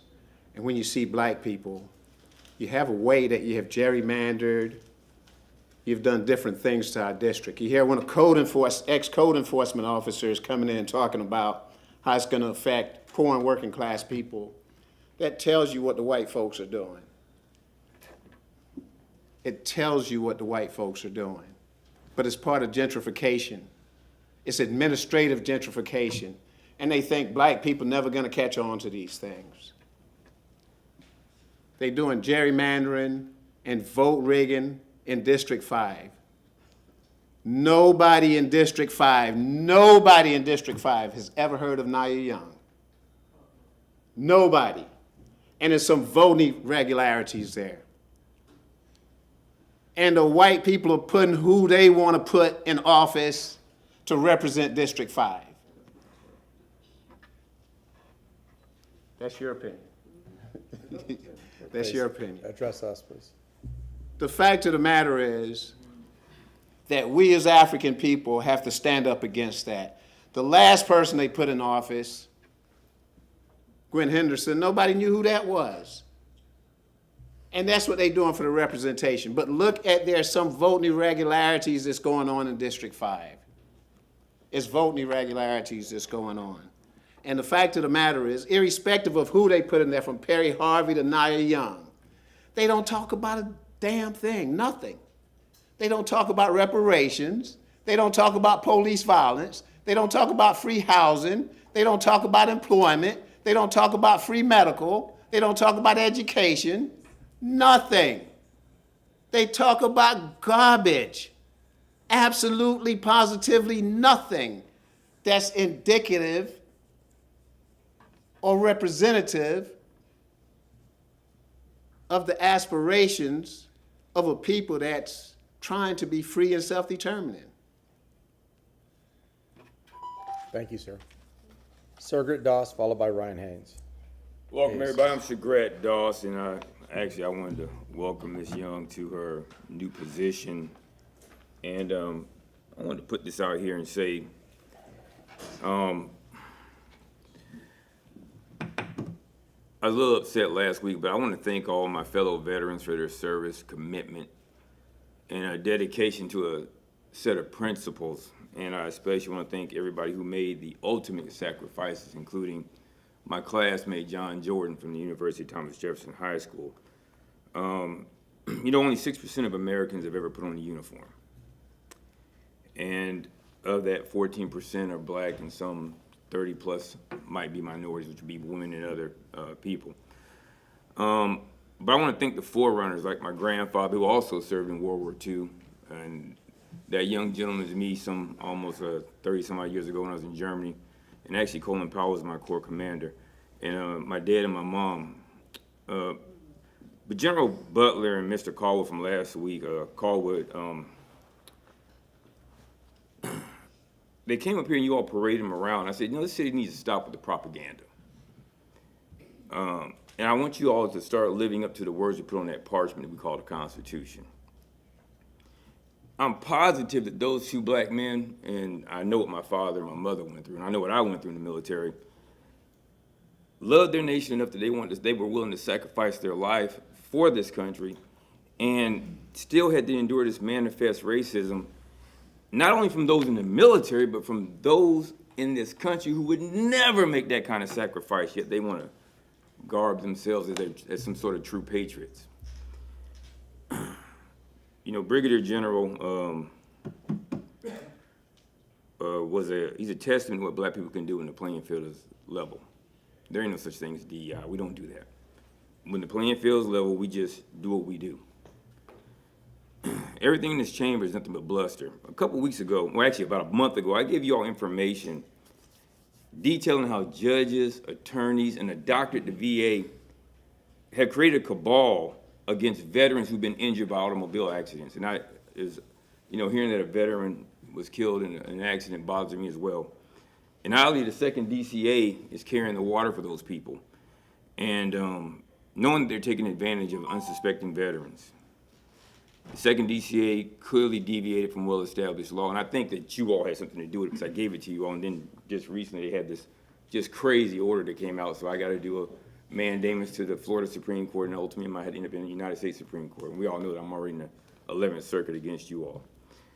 That being said, once again, shout out to all the veterans who served, those who made the ultimate sacrifice, and shout out to the greatest institution of higher learning in the city, the University of Thomas Jefferson High School. Thank you, sir. Ryan Hayes, followed by Robin Lockett. Ryan Hayes and Ann Cairo. Good morning, Grand Rising. Ryan Hayes. I just first and foremost want to acknowledge Ms. Naya Young.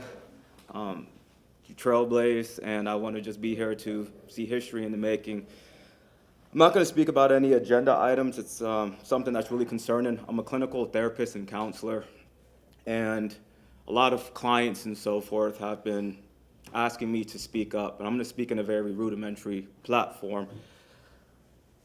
Since COVID, there's been a festering of bringing awareness to mental health and so forth, but I just want to speak behind the curtain of what's going on.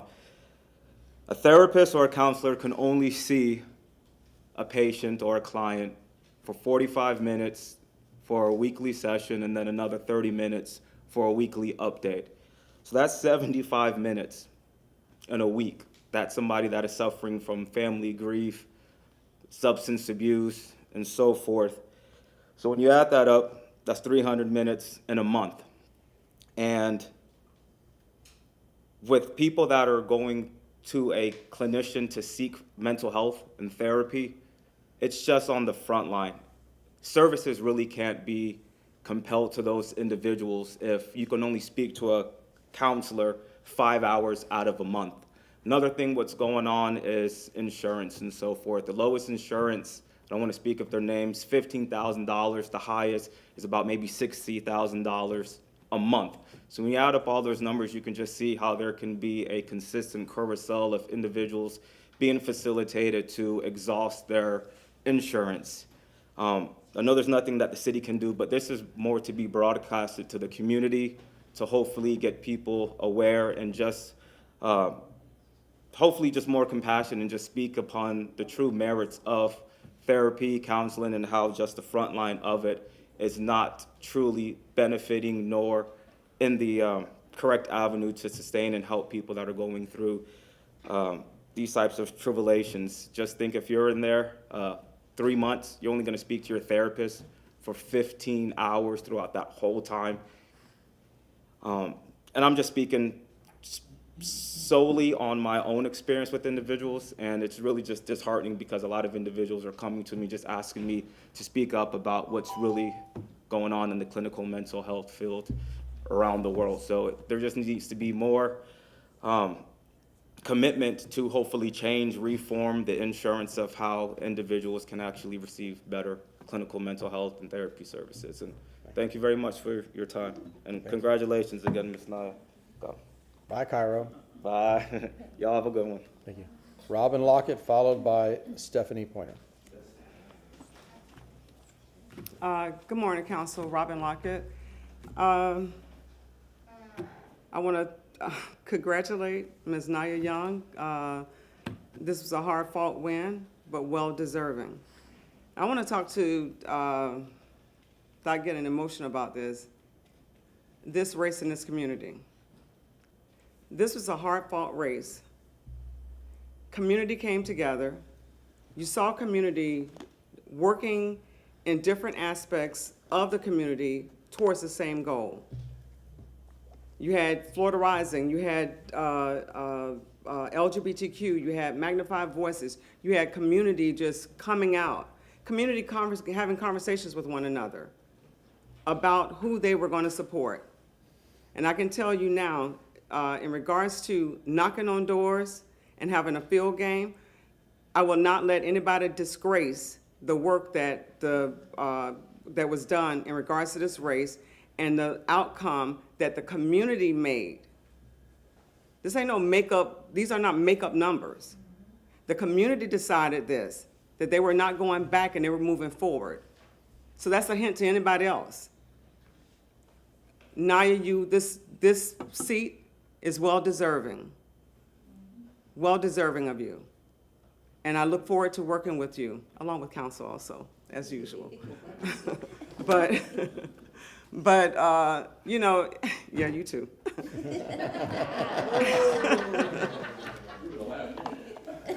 But you know, this is what democracy is about, right? It's not young, it's not old, it's new, right?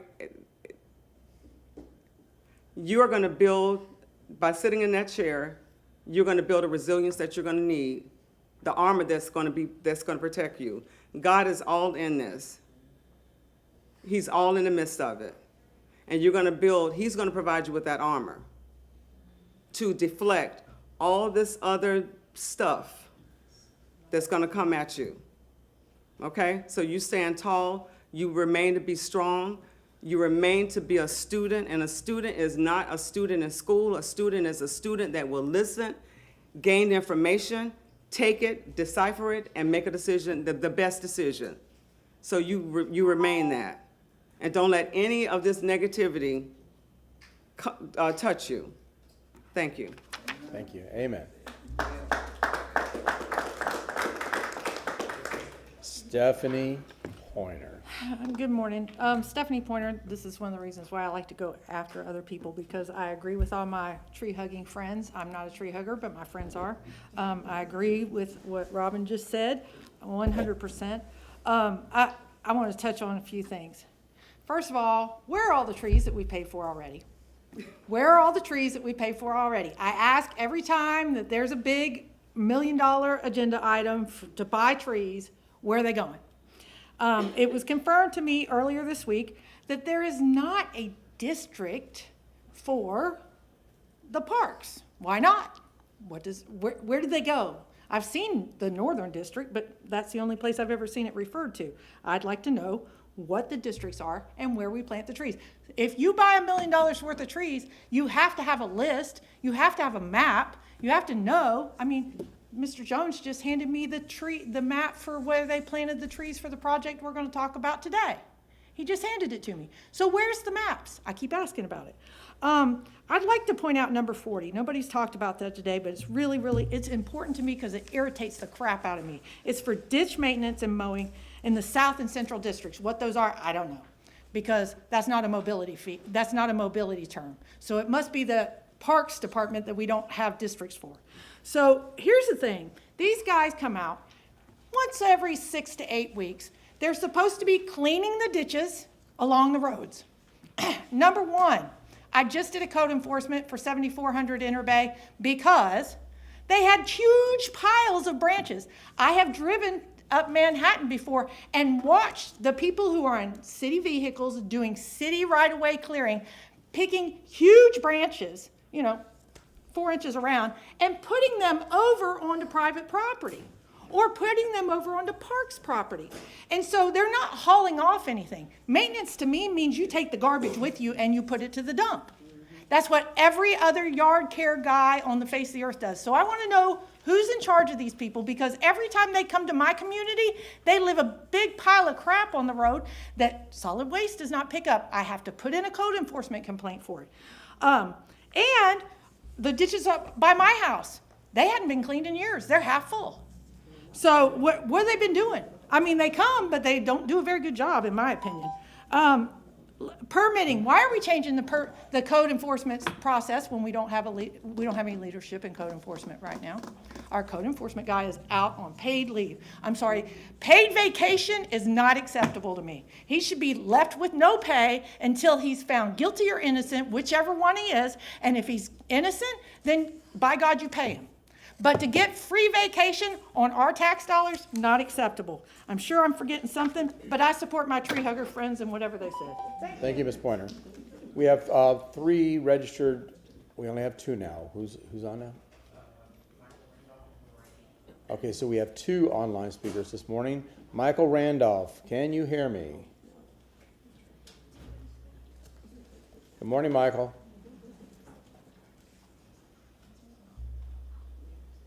Who's got the Jeopardy music? Mr. Randolph? Good morning. I'm Hey, sorry about we that. can hear you now. Okay, go ahead. Start with your name, sir. Thank you so much. Thank you so much. Well, my speech today is focused around a new era. Start with your name, Michael. Good. Okay, I'm sorry. My name is Michael Randolph, and today I want to talk about a new era, a new playbook. Congratulations, Councilwoman Young. Today I feel a shift in the air, a breeze of hope. With your election, a new era begins. You represent not just a new voice, but a new generation, bold, brilliant, and ready to lead. From 14 contenders to 1, you are the chosen one. As Kodak Black said it, you're cut from a different cloth. Your generation isn't here to inherit the old playbook. You're here to write a new one grounded in equity, transformation, and bottom-up leadership. You're understanding that development without displacement isn't contradiction, it's a mandate. Through tools like the Community Benefit Agreement, the Community Land Trust, tenant protection, and equity zoning, you can ensure uplift rather than abuse. Technology will be your closest ally. With artificial intelligence and digital tools, you can make city government more efficient, transparent, and responsive. Streaming services, reducing costs, and expanding access. But the challenge go further. You must be more than a public servant. You must be a change agent, using your critical thinking and creative spirit to think beyond the box. That's not what is, but what if. The road ahead is going to be tough with this climate. But remember the words of Obama, yes, we can. And also remember the words of Reverend Jackson, keep hope alive. As today we just don't celebrate your election. We celebrate the passing of the torch.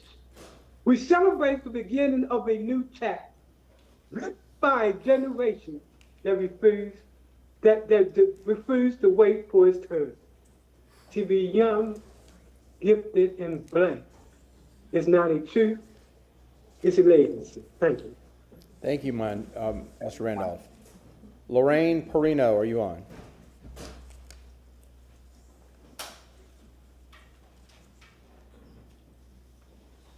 Lorraine?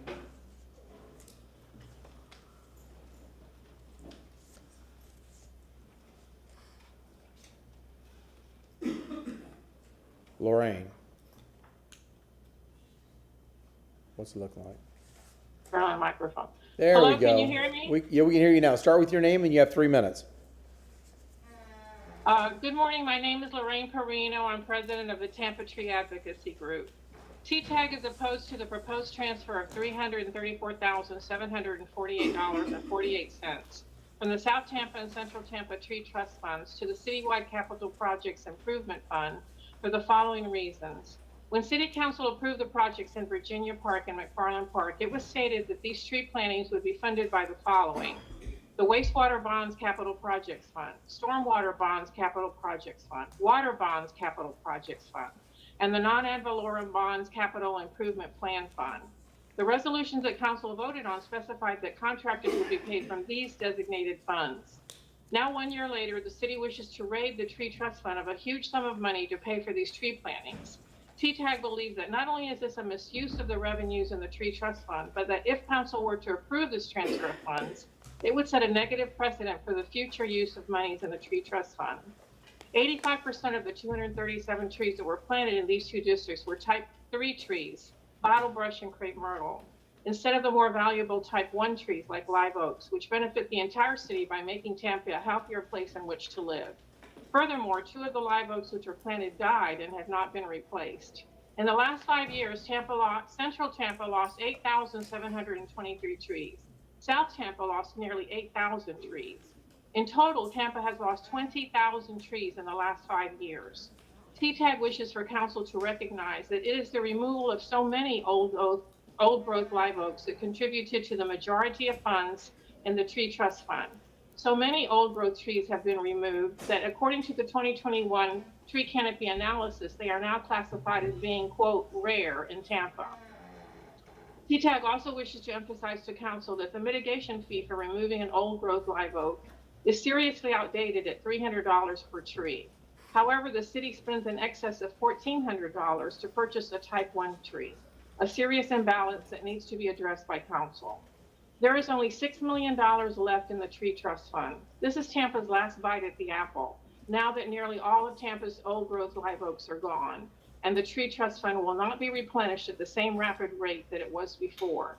Tampa must prioritize the use of the Tree Trust Fund to plant type 1 live oak trees wherever shade trees are needed, in city fire station and city parks and rights of way. Tampa must be hyper-vigilant to use the Tree Trust Fund money to plant the same valuable type 1 trees that it has lost by the tens of thousands over the last 5 years, not to reimburse city departments that wish to use it as a slush fund. Please vote no on this transfer request. Thank you. Thank you, Lorraine. That concludes public comment. We are now moving on to board and administration appointments. Item number 3. We have a motion from Councilman Maniscalco to appoint William Babcock alternate as on the ARC. Is there any discussion? Councilwoman Hurtak. Are we supposed to take public comment on this? No, I don't believe so. We did, okay. Is Mr. Babcock in the room by any chance? Just make sure if he was here, I'd give him an opportunity to speak. I don't see that. So we have a motion from Councilman Maniscalco, a second from? Councilman Vieira. All those in favor say aye. Aye. Approved. The ayes have it. Thank you so much. Okay, we're on to the request for public reconsideration of legislative matters. Is there any? Hearing none. Okay. Consent agenda. Councilman Vieira, would you move items 4 through 10? I hereby move said items. We have a motion from Councilman Vieira, a second from Councilman Maniscalco. All those in favor say aye. Aye. Opposed? The ayes have it unanimously. Councilwoman Young, your first motion. Would you move items 11 and 12, please? I move items 11 and 12. Thank you. We have a motion from Councilwoman Young, a second from Councilman Miranda. All those in favor say aye. Aye. Aye. Opposed? The ayes have it. Councilman Maniscalco, would you move items 13 through 18, please? Yes, I'd like to move items 13 to 18, but also on 18, I just want to say I'm excited to see this regarding the interlocal agreement with the ferry. I think we need to embrace, you know, any alternative transportation options that we can in this community, because this will help create regionalism and connectivity. We saw from the original ferry how well it was, you know, how the ridership was, how people used it, and this is another tool in the toolbox with getting traffic off the street, cars off the road, and connecting communities. So, Councilwoman Hurtek, followed by Councilman Miranda. I just wanted to say the same thing. I mean, it's a wonderful, wonderful program. We are very lucky to be able to support PSTA, who's done a wonderful job, and hopefully it'll be up and running soon. Councilman Miranda. I have to disagree on 18 for a reason that we need about 350,000. We really want to do the bus, and last time I didn't vote for that lane because we had other lanes that had very little ridership on the Heartline. But I'd rather spend my money on spending it on Heartline and having the people that really need to travel to go to work from A to B, not to be on the waterways having fun. So, Councilman Miranda, would you like to pull item 18 for a separate vote?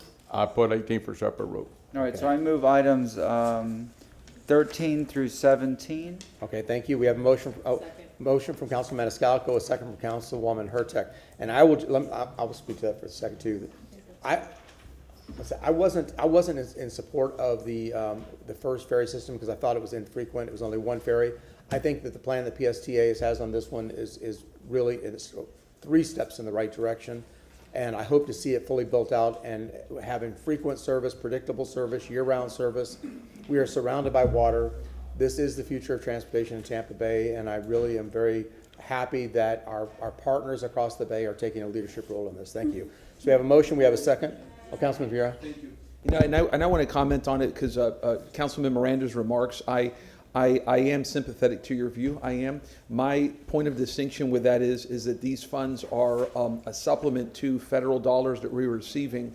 And so for me, it's 20 to 1. In other words, every federal dollar that is there, $15, you know, we put in one, we get $15 for the region. So for me, that's the point of distinction. But I am sympathetic to your view. Okay, so this first vote for the consent item is items 13 through 17. All those in favor say aye. Aye. Aye. Opposed? The ayes have it. I move 18. Okay, we have a motion to move item 18, which is the transfer for the interlocal agreement for the PSTA from Councilman Maniscalco, second from Councilwoman Hurtek. And all those in favor say aye. Aye. Aye. Opposed? Aye. Okay. Clerk, would you announce the vote, please? Motion passes with Miranda voting no. Thank you. Councilman Miranda, would you move items 20 through 24, 26, I believe and it's, 27? what is it, 20, 21, and 22, and 24? I'm sorry. What is it? Am I right, 20, 21, 22, and 24? Yeah, 20 through 24 and Yeah. 26 to 27, no? 23 is being pulled. So Yeah. he had it right, 20 through 22 and 24. Oh, I didn't have 23 on my thing here. You're right. Second. Okay. We have a motion from Councilman Miranda, a second from Councilman Thank you. Maniscalco. All those in favor say aye. Councilman Aye. Opposed? Ayes have it. Councilman, for help. And 27. And 27. Yes, I'm sorry. Second, yeah. Okay. I did not have in my notes about 23, sorry. Okay. He just moved 27. Okay, we have a motion from Councilman Miranda to move items 27. 21, All those, 22, and Second 27. from? Second. Second from Councilman Maniscalco. All those in favor say aye. Aye. Opposed? Ayes have it. Thank you. Let's see. Councilman Carlson, would you move 29 through 38? So moved. Second. We have a motion from Councilman Carlson, second from Councilman Maniscalco. All those in favor say aye. Aye. Opposed? Ayes have it. I move items number 39 and 40. Second. We have a motion from Councilman Hurtek, a second from Councilman Maniscalco. All those in favor say aye. Aye. Opposed? Ayes have it unanimously. Schedule, move to schedule items 41 and 42 with the respective dates for the hearing. We have a motion from Councilman Maniscalco to schedule the public hearings on the respective dates. A second from? Second. Second from Councilman Vieira. All those in favor say aye. Aye. Opposed? Ayes have it. Can I have a motion to open all public hearings? Second. We have a motion from Councilman Hurtak, a second from Councilman Miranda. All those in favor say aye. Aye. Aye. Opposed? Ayes have it unanimously. Councilwoman Hurtak? I just have a random question. We're about to do these second readings, but Councilwoman Young was not here for them. Did she have? We had to have her review those. Oh my God, bless Well, you. these are these are non-quasi The judicial. ones that work, we'll ask her. I Well, guess. we'll get to it, the quasi judicial when we get to the non-quasi should be its legislative, fairly debatable standard. Okay, very good. Okay, so we are now on item number 43. Ross Sammons, Development Coordination, presenting file number VAC 25-14 for second reading and adoption. I'm available if you have any questions. Thank you. Does council have any questions on item 43? No. You guys want to turn off your mics? Okay, very good. Is there an applicant for item 43? Good morning, Council. Catherine Coyle, Boggs Engineering, 601 South Alexander Street, Plant City. As you may recall, this is linked to the rezoning on the agenda as well. And the vacating is it's a partial vacating, just this portion within the new parking lot for the mixed-use building on 29th. Thank you. We're just respectfully request your approval. Thank you. Is there anybody in the audience that wishes to speak to item 43? Hearing none, can I get a motion to close from Councilwoman Hurtak, a second from Councilman Vieira? All those in favor say aye. Aye. Opposed? The ayes have it. Councilman Carlson, would you like to read item 43? Sure. Move number 43, file number VAC 25-14, ordinance being presented for second reading and adoption. Ordinance of the City of Tampa, Florida, vacating, closing, discontinuing, and abandoning that alleyway located north of 29th Avenue, south of Lake Avenue, east of 29th Street, and west of 30th Street, within the plat of the Campobello, a subdivision of the City of Tampa, Hillsborough County, Florida, as more fully described in Section 2 hereof, subject to certain covenants, conditions, and restrictions as more particularly set forth herein, providing for enforcement and penalties for violations, providing for definitions, interpretations, and repealing conflicts, providing for severability, providing effective date. We have a motion from Councilman Carlson, a second from Councilman Vieira. Please record your vote.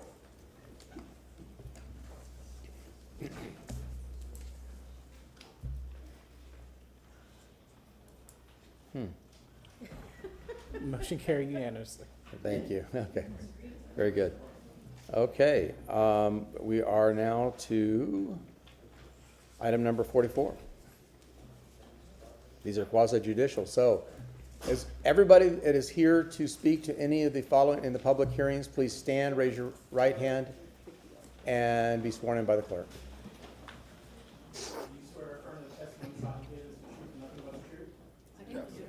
Thank you. Okay, 44. Mr. Shelby. Yes, with regard to these quasi-judicial matters, I'd just like to make inquiry of Councilwoman Young. Have you had the opportunity to review the records, and are you prepared to vote today? Yes. Thank you so much. Okay. Staff for 44. Who's here for 44? Good morning, Stephanie Pope, Development Coordination. Item number 44 is REZ 2593. This item is rezoning request for the property located at 3801, 3803, 3807, 3809, 3811, 3813, 3813 and a half, 3815, 3817, 3819, 3729, 3723, 3719, 3615, 3603, and 3601 North 29th Street and 2803 East 32nd Avenue. The request is to rezone from RM16, CG, and PD to PD for multifamily and storefront residential, commercial, office, all CG uses except bar lounge, place of religious assembly, restaurant greater than 10 seats. The revisions, including walk-up units with porches and activation along 29th Street, have been completed and certified plans have been submitted to the clerk's office. The applicant is present and will be available to show you renderings as requested. I am available if you have any questions. Council have any questions? Hearing none, applicant, please. And I see you have the pretty pictures for us. I do. Thank you. Good morning again, Catherine Coyle. I have been sworn. Boggs Engineering, 601 South Alexander, Plant City. Just the quick rendering, just to remind you, this is North 29th, and these are the 4 parcels along these 4 blocks. We have made all the corrections on the revision sheet, and there were a couple of items that council specifically asked about, and I wanted to show you. The elevations have been updated. All the porch features now include canopies as well above them. Nice. Yep, so they have cover and shade, and then I'll show you just this one. I've got a whole packet of them, but you can see them actually over each one as well, down the street. So everybody will have a nice cover. They can sit out there without dealing with the rain. Very nice. You had also asked Councilwoman Hurtek about the bicycle storage, and the architect's been hard at work to do the typical floor plans. This is the 1-bedroom, and given it's small, so the bike storage is actually a wall unit. This was a divisor wall between the living room and the kitchen. They took that out and did a vertical rack, which is just like a regular city apartment. This is actually the illustrated version of it. It has a wheel guard on it, so you place it up on the wall and it doesn't scar the wall. And then the 2-bedroom, because there was a little bit more room, I asked them to look at building right inside the front door. There's normally not a linen closet, but a coat closet. They were able to fit in a double wide here, and it's also a vertical stack like this, so they're actually staggered like this, so that you can place 2 bikes right inside your front door. Don't have to carry it in, take it right back out the front door. So I wanted to show you that we were hard at work making sure that actually happened. We respectfully request your approval for this. We're very excited to get the project going and hope to see you all at the groundbreaking if you so approve the project. Very nice. Council have any questions for the applicant? Is there anybody, Councilwoman Hurtek? I don't have any, well, I just want to say, I think this is really, I love the inside bike storage feature, and for all those other developers listening, follow up. I'd like to see more of it. Okay, hearing no questions. Anybody in the public that wishes to speak to item 44? Motion to close. We have a motion from Councilman Vera to close, second from Councilman Maniscalco. All those in favor say aye. Aye. Opposed? The ayes have it. Councilman Vera, we're going to follow closely to make sure you get all of these. I know. I was thinking that, right? Yes, I hereby move an ordinance presented for second reading and adoption ordinance rezoning property in the general vicinity of 3801, 3803, 3807, 3809, 3811, 3813, 3813 and a half, 3815, 3817, 3819, 3729, 3723, 3719, 3615, 3603, and 3601 North 29th Street, and 2803 East 32nd Avenue in the city of Tampa, Florida, more particularly described in Section 1 from zoning district classification RM residential multifamily, CG commercial general, and PD plan development to PD plan development residential multifamily, storefront residential, commercial office, all CG uses except bar, lounge, place of religious assembly, restaurant greater than 10 seats, providing an effective date. We have a motion from Councilman Vera, second from Councilman Miranda. I don't know, I like juices. I like that. That was good. Aren't you glad you didn't have to read that one? Please record your vote, please.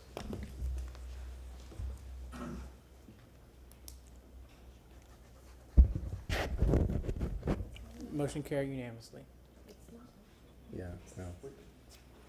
Yeah, Sue Lynn was in here trying to do that too. No, he's just announced it. It's registered, right? But you can see the votes, so it's accounted for. Okay. And you announced it. Yeah, he's announced it, yeah. Okay. So it passes unanimously. Thank you. Item 45. Stephanie Pope, Development Coordination. Item number 45 is REZ 2530. This item is a rezoning request for the property located at 2741 and 2747 West Green Street. The request is to rezone from CG Commercial General to PD Plan Development for residential single-family detached and attached uses. Revisions along with the additional changes as requested have been completed and certified plans have been submitted to the clerk's office. I'm available if you have any questions. Does council have any questions? Hearing none, applicant? Cynthia Spidell, Barbara Kramer, 2002 West Cleveland Street. I have been sworn. We're just here to serve the pleasure of the board. of City Council. We made all the changes that we agreed to at the last, at the first reading, so we're happy to answer any questions you may have. Thank you. Thank you. Council have any questions? Hearing none, is there anybody in the public that wishes to speak to this item? Can I get a motion to close? Motion to close, Councilman Miranda, second from Councilman Maniscalco. All those in favor say aye. Aye. Opposed? The ayes have it. Councilwoman Young, would you please read item 45? I move item 45, ordinance being presented for second reading and adoption, an ordinance rezoning property in the general vicinity of 2741 and 2747 West Green Street in the city of Tampa, Florida, and more particularly described in section 1 from zoning district classification CG, commercial general, to PD, planned development, residential, single-family, detached, and attached, providing an effective date. Thank you. We have a motion from Councilwoman Young, a second from Councilman Maniscalco. I'd say, since we're having issues with the, you think you're working now? Okay, please record your vote.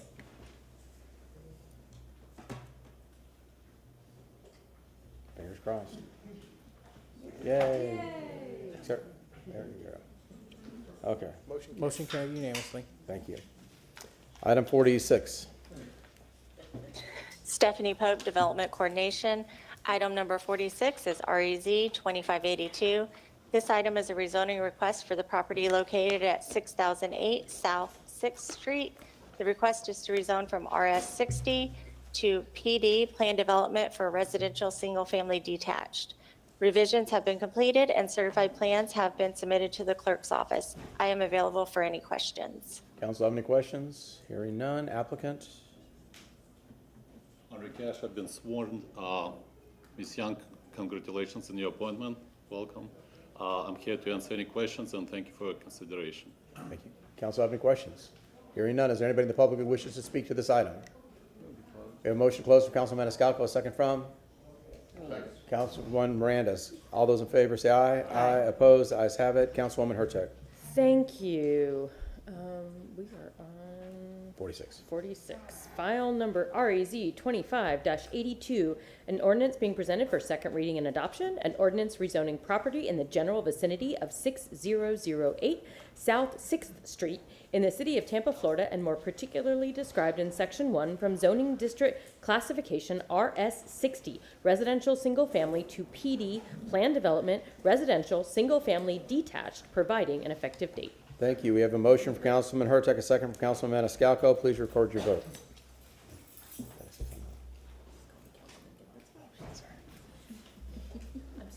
I do that all the time. You're lucky I got your name right. You're lucky you got your name right, exactly. Motion carried. We're crossing voting now. Thank you. Item number 47. Staff? Stephanie Pope, Development Coordination. Item number 47 is RAZ 2583. This item is a rezoning request for the property located at 6307 South Main Avenue. The request is to rezone from RS 60 to RS 50. I am available if you have any questions. Council have any questions? Hearing none. Applicant? Is there an applicant for item 47? Hearing none. Is there anybody in the audience wishing to speak to item 47? We have a motion to close, Councilman Maniscalco, second Councilman Miranda. All those in favor say aye. Aye. Opposed? The ayes have it.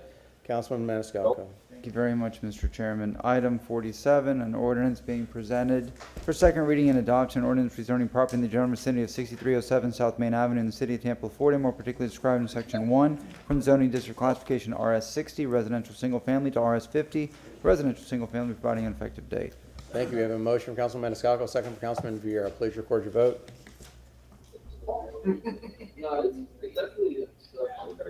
Cost, so I'm waiting on the prices. Kevin, can you mute yourself real quick?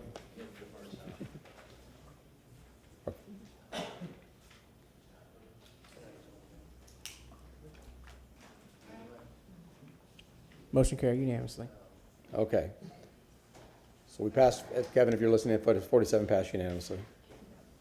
Item number 48, Councilwoman Hurtak. Thank you. I am recusing myself from both the rezoning and the bonus resolution because I have an interest in real property located in the close vicinity to the subject property. So I have my forms I'm going to send them to the clerk. Can I get a second? We have a motion to accept a recusal form from Councilwoman Hurtak, second from Councilman Maniscalco. All those in favor say aye. Aye. Opposed? Ayes have unanimously. Thank you so much. Okay, staff on item 48. Stephanie Pope, Development Coordination. Item number 48 is REZ 2584. This item is a rezoning request for the property located at 5802 North Florida Avenue, Units A, B, C, and D, 5804 North Florida Avenue, and 101 and 103 West Henry Avenue. The request is to rezone from Seminole Heights Plan Development to Seminole Heights Plan Development for storefront residential, commercial office, and all CG uses. Revisions have been completed and certified plans have been submitted to the clerk's office. I am available for any questions. Council have any questions? Hearing none. Let's see, I see Ryan. Have you been sworn in, sir? You probably have not. Can you raise your right hand, let the clerk swear you in, please? Do you swear or affirm that the testimony you're about to give is the truth and nothing but the truth? I do. Okay, applicant, anything we'd like to say on the item? Good morning, council members. My name is Ryan Elhepshi, engineer and authorized agent for Algo Florida LLC. We've addressed everything that was of concern from the first reading, and we're looking forward to bringing a 67-unit mixed-use building with affordable housing and ground floor commercial space that's consistent with Seminole Heights corridor, and we're looking forward to bringing the project to fruition. Thank you. Is council have any questions? Hearing none. Is there anybody in the audience that wishes to speak to item 48? Can I get a motion to close? Motion to close from Councilman Maniscalco, second from Councilman Miranda. All those in favor say aye. Aye. Opposed? The ayes have it. Councilman Miranda, would you read item 48 and then following that the resolution? Thank you, Mr. Chairman. Item number 48, file number REZ 25-84, orders being presented for second reading and adoption. An ordinance rezoning property in general vicinity of 5802 North Florida Avenue, 5802 North Florida Avenue, Units A, B, C, and D, 5804 North Florida Avenue, and 101 and 103 West Henry Avenue in the city of Tampa, Florida, more particularly described in section 1 from zoning district classification SHPD Seminole Heights Plan Development to SHPD Seminole Heights Plan Development, storefront, residential, commercial office, all CG uses, providing an effective date. We have a motion from Councilman Miranda, second from Councilman Maniscalco. Please record your vote.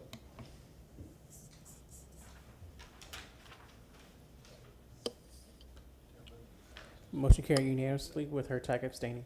Thank Move you. the resolution for item 48. We have a motion from Councilman Miranda, a second from Councilman Maniscalco to move the resolution. All those in favor say aye. Aye. Aye. Opposed? The ayes have it. Thank you unanimously.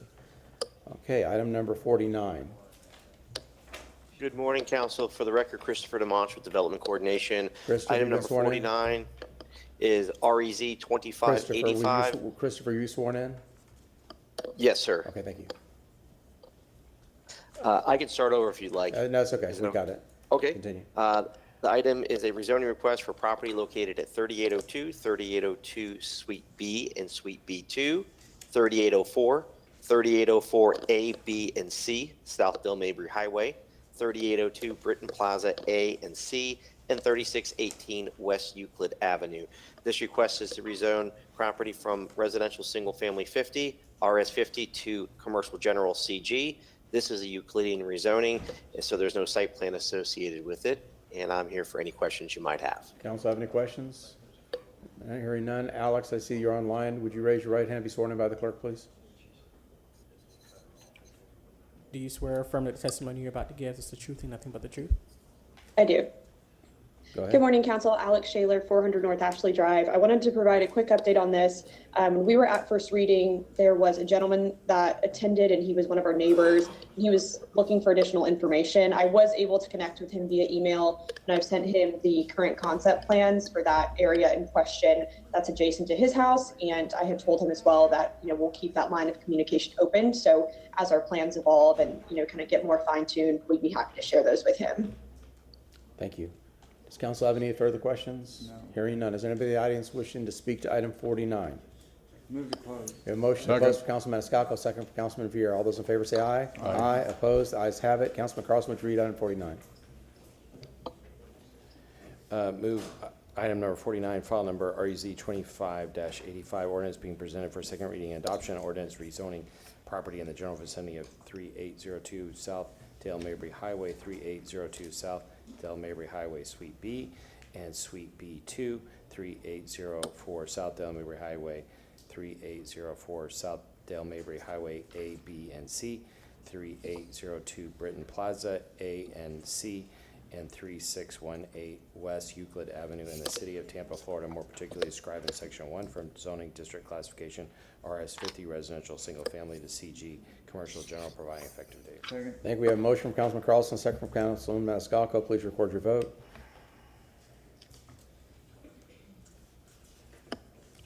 Motion carried unanimously. Thank you. Item number 50. For the record again, Christopher DeMonch, Development Coordination. Item number 50 is REZ 2595. This item is a rezoning request for property located at 2802 West Kennedy Boulevard. The request is a rezone from CG Commercial General to PD Plan Development for restaurant, drive-in, and all CG uses. Revisions have been completed and certified plans have been submitted to the clerk's office. I'm available for any questions. Does council have any questions? Hearing none. Troy Carter, is your camera on?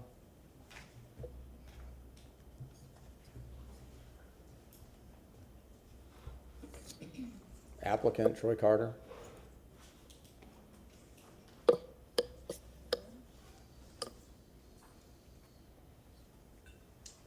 Sorry about that, council. How are you guys doing today? We need a camera too. We need a camera and have you sworn in. 2818 Cypress. Troy, hold on. Boulevard. I have been. Sorry. Troy, hold on. We don't have you video on you. It's showing us blocked on my side. Mr. Shelby, this is a quasi-judicial. I have to have video on him, right? Does he have any additional evidence other than just available for questions? Are you going to provide? No, sir. No? Okay. Then we can move on. We can move on. Okay. Is anybody in the audience wishes to speak to item 50? Motion to close. Second. Motion to close from Councilman Vera, second from Councilman Maniscalco. All those in favor say aye. Aye. Opposed? Ayes have it. Councilman Vera, would you read item 50, please? Yes, sir. My pleasure. I move an ordinance presented for second reading and adoption, ordinance rezoning property in general vicinity of 2802 West Kennedy Boulevard in the city of Tampa, Florida, more particularly described in section 1 from zoning district classification, CG commercial general to PD plan development, restaurant, drive-in, and all CG uses, providing an effective date. I think we have a motion from Councilman Vieira, second from Councilman Maniscalco. Please record your vote. Motion carried unanimously. Thank you. Item 51.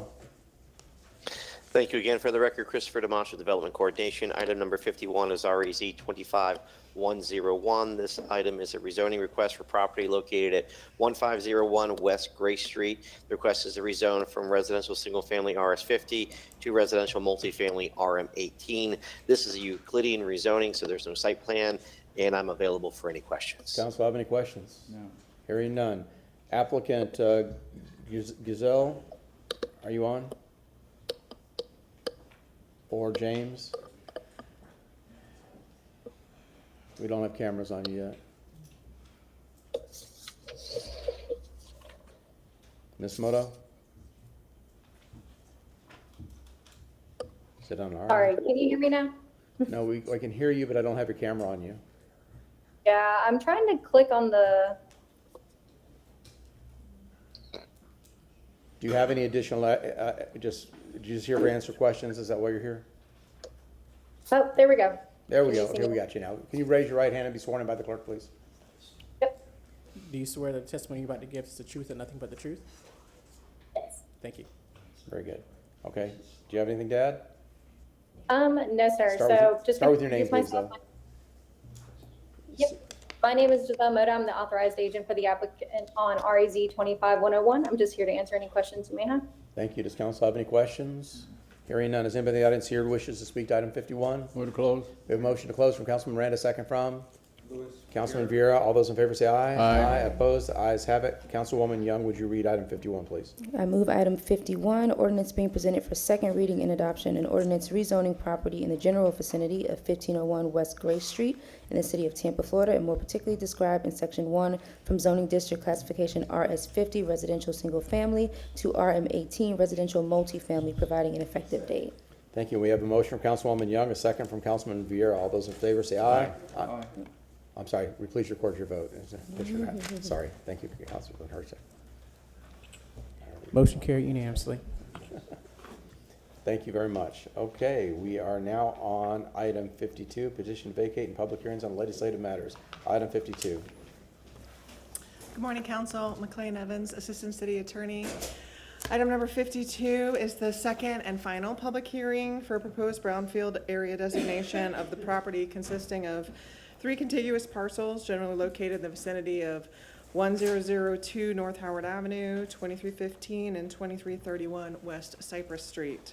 The City of Tampa is requesting designation of these properties as a brownfield area to assist in the assessment and remediation of environmental impacts that may exist on those properties. Details of the designation have been outlined in a document entitled Staff Report Cypress Housing Project Proposed Brownfield Area Designation, which is available for public review on the clerk's office or on OnBase. City staff have determined that all statutory and public notice requirements have been met and recommend City Council approve this designation. At the conclusion of this second public hearing, Council will have the opportunity to adopt a resolution designating Cypress Housing Project a brownfield area as specified in Chapter 376. Florida statutes. Staff and I are available if you have any questions. Thank you. Does council have any questions? Hearing none. Victor, I see you're online. Did you have anything to add? We can't hear you. Still can't hear you. I believe he's available for your questions. I spoke to him before the hearing. I don't think he had. I don't think we have any questions. Okay, very good. Speech. Okay, so I have no questions from council. Is there anybody in the public who wishes to speak to item 52? Hearing none. Move to close. We have a motion to close from Councilman Maniscalco, a second from Councilman Viera. All those in favor say aye. Aye. Opposed? The ayes have it. The resolution for 52. We have a motion from Councilman Maniscalco to move 52, a second from Councilman Viera. All those in favor say aye. Aye. Opposed? The ayes have it. Very good. 53. Good morning again, Council. McLean Evans, Assistant City Attorney. Item number 53 is the second and final public hearing for proposed brownfield area designation for a property located in the general vicinity of 4801, 4803 East Hillsborough, and 4710 Shadowlawn Avenue. The City of Tampa is requesting designation of these properties as a brownfield area to assist in the assessment and remediation of environmental impacts that may exist on those properties. Details of the designation have been outlined in a document entitled Staff Report East Hillsborough Avenue and Shadowlane Avenue Proposed Brownfield Area Designation, available in the City Clerk's office and online and OnBase. City staff have determined that the statutory and public notice requirements have been met and recommend City Council approve this designation. At the conclusion of this second public hearing, Council will have an opportunity to adopt a resolution designating East Hillsborough Ave and Shadowlawn Avenue area a brownfield area as specified in Chapter 376 Florida statutes. Victor and I are available if you have any questions. Does council have any questions? Hearing none. Is there anybody in the audience that wishes to speak to item 53? Motion to close from Councilman Maniscalco, second from Councilman Miranda. All those in favor say aye. Aye. Aye. Opposed? The ayes have it. Move the resolution. We have a motion to move item 53 from Councilman Maniscalco, second from? Second. Second from Councilman Miranda. All those in favor say aye. Aye. Opposed? Ayes have it unanimously. Thank you so much. Item number 54.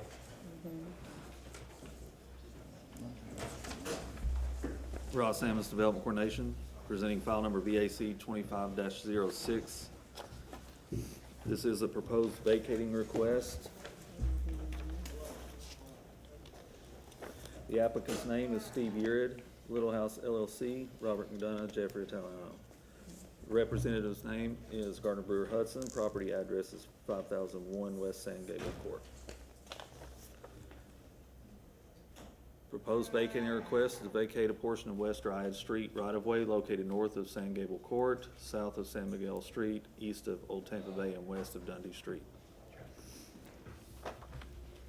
Some background, the application was originally filed on February 5th, 2025.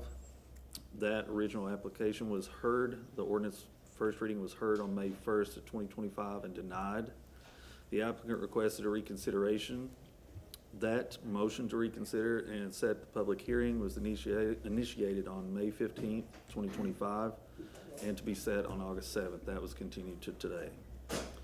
The right-of-way is currently unimproved. Right-of-way was created by subdivision plat. The existing right-of-way is approximately 2,923 square feet.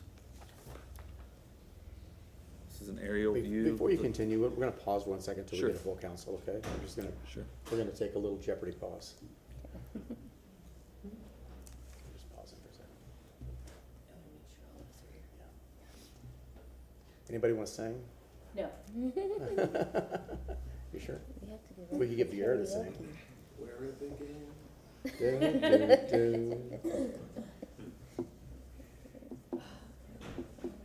Why would you put that song in my head? Oh, Marty's.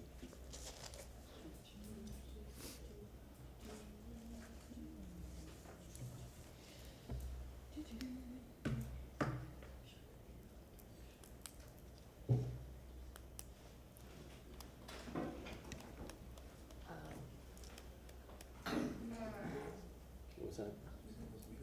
Hello?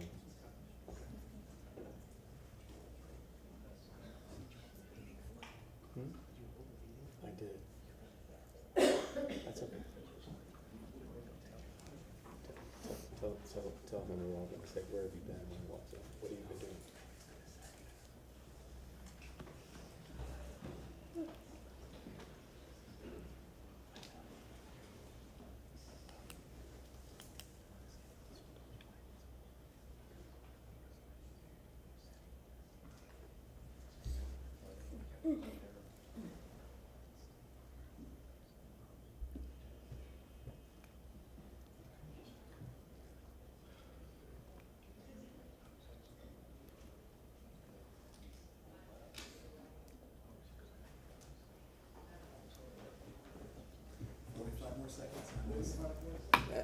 I want you to sing.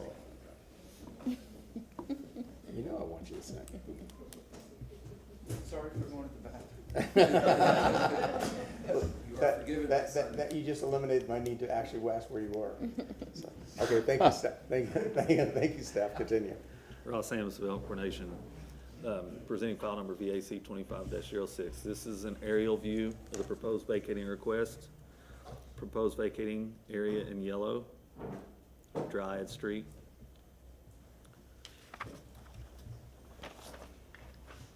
This is the original plat. Platting and dedicating this portion of Dryad Street here. The proposed vacating area is here. And again, I've got it and I've highlighted it red to show you here. This is proposed vacating request. This is an image looking west from North Dundee Street. Again, proposed vacating area here. Not this entirety of this area, but a portion of it.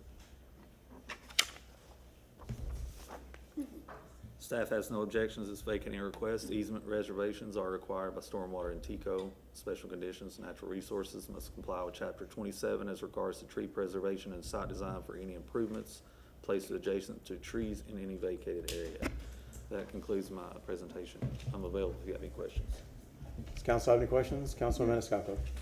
Sir, the image that you showed of this parcel, what's behind the wall? Is it just water?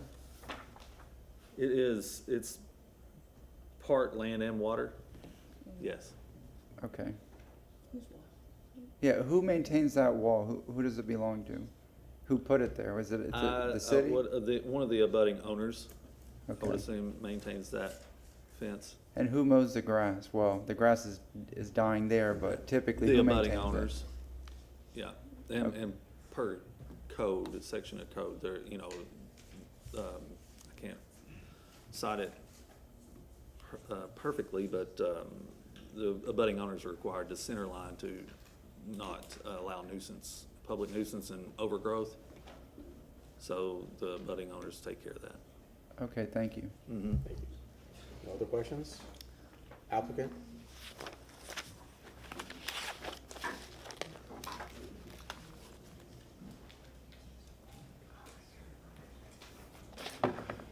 Good morning, Council. My name is Tyler Hudson. My address is 400 North Ashley Drive.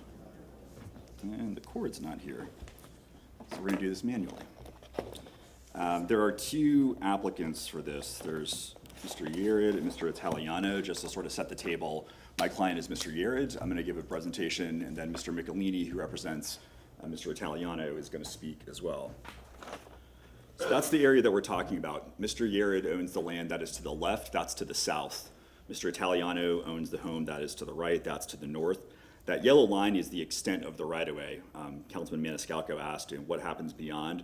Beyond that yellow dashed line is port-owned property. Port Tampa Bay owns that land in fee simple. That yellow dashed line is where the shoreline stops in 1919 when this was the dead end of Dryad. But because of dredge and fill and accretion, the coastline went further west. The right-of-way does not travel further west to the shoreline. So that land, and there hasn't been a shred of evidence in the record that I'm aware of to dispute, and as we know this because we've looked through every possible title company, the land beyond that yellow dashed line towards the water is owned by Port Tampa Bay. And we know that because some neighbors beyond have been able to obtain land from Port Tampa Bay for their docks that are actually on the water. Same view, different way. You can see on the left side, just sort of the God's eye view to understand that, again, this land, the subject right-of-way, and this is, we've had surveyors out there, countless title examinations. There is zero question that this land stops well short of the shoreline.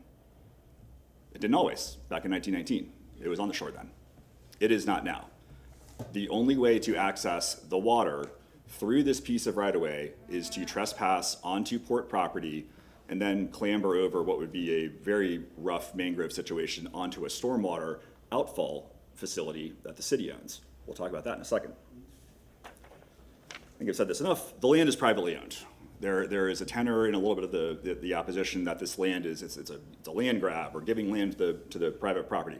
This land is privately owned.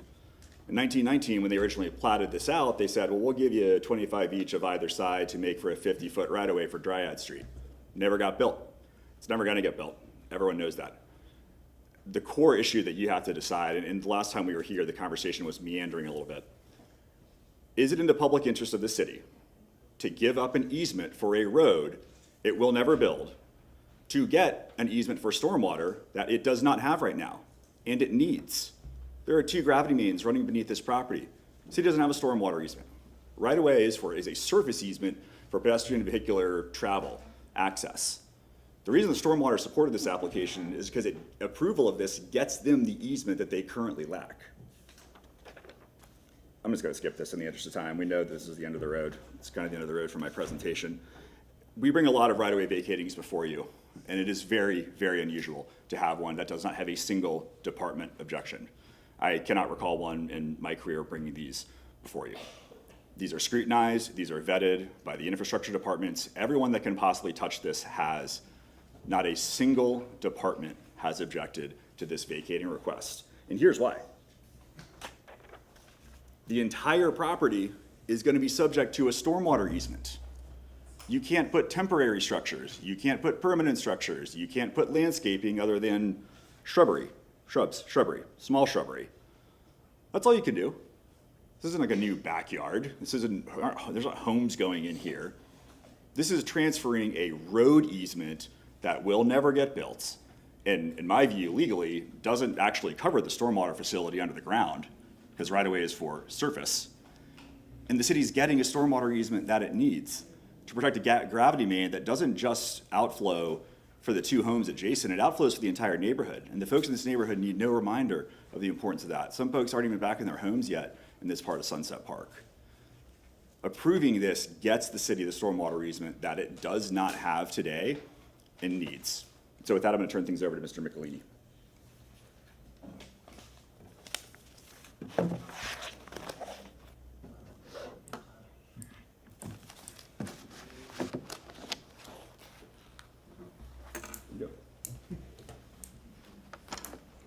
Good morning, Council. Steve Michelini, representing Jeffrey Italiano and his estate. We've had a lot of discussion about this. This is a piece of property that originally belonged to the adjacent property owners, And when we talk about the western end and where does it go, it's owned by a combination of Bob McDonough, who has a home there, and a portion of it belongs to the Tampa Port Authority. The right-of-way remained unused and unimproved for 106 years. Portions of it were previously dedicated and surrendered by the City of Tampa to the Port Authority for their use and access, because the Port Authority has jurisdiction over rights-of-way, has jurisdiction over waterways. There is no access to the bay. And there's been some emails back and forth about carrying kayaks and fishing and all of that. That is private property. They can't get there. You saw the wall and the fence that runs across the west end. This has to deal with the east end of that property. There's no access to the bay from there. There's a drainage easement that has to be provided to the city because there are two culverts. If you look in the pictures that Tyler showed you, there's two parallel drainage culverts that run out to the bay. The city has to have that, and has to have that easement, and has to have access for maintenance, all of which will be provided. Nothing can be built there. This is not a buildable lot. It has to remain green. The property owners, the adjacent ones, Italiano and Dryad, have been maintaining it. There's a conservation easement that also runs across it, which means it has to remain green. All city departments, 20 city departments, have reviewed this and decided that,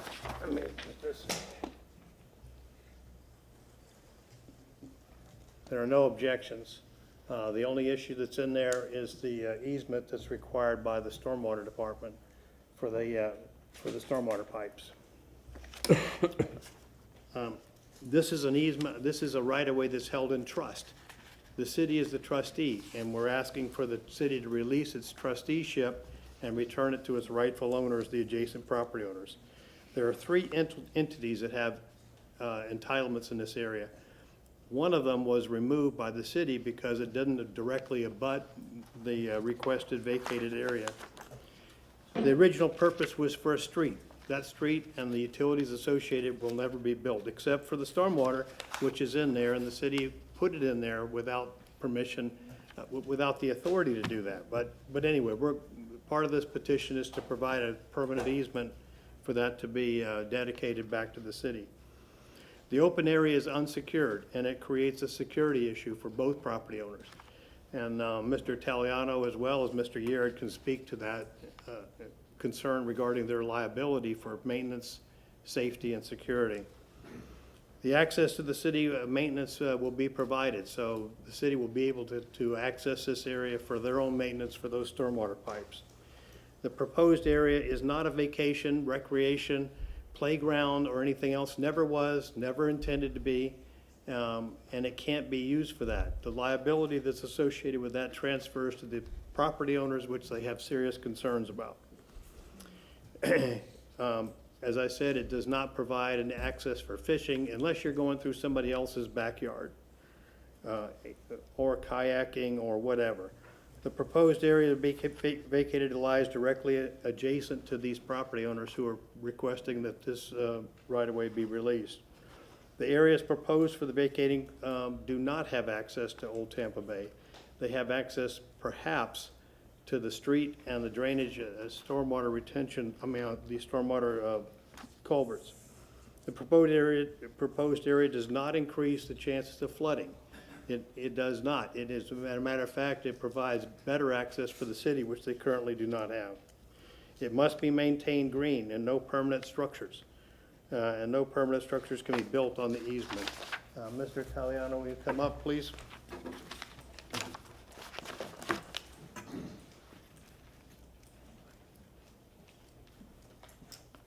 Hello there, I'm Jeff Italiano. I am the adjacent property owner. Councilman, you asked before what was behind the white fence. It's the neighbor's yard. The part that there's water is about 15 foot. It's right at the corner of my property on the right. It is all mangroves except for a large, like 3-foot stormwater sewer.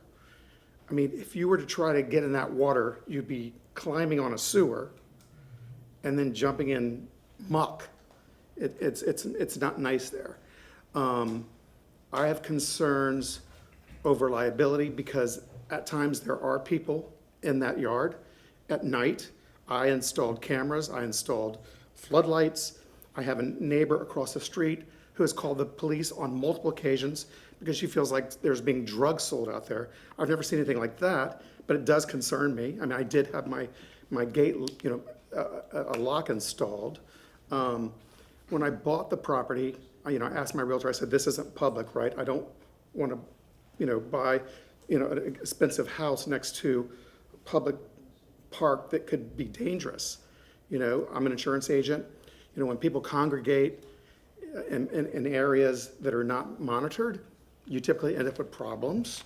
I haven't seen anyone play in that area in years, several years. I did notice last week for the first time, there were some kids there that I think is because we're here today, honestly. It hasn't happened.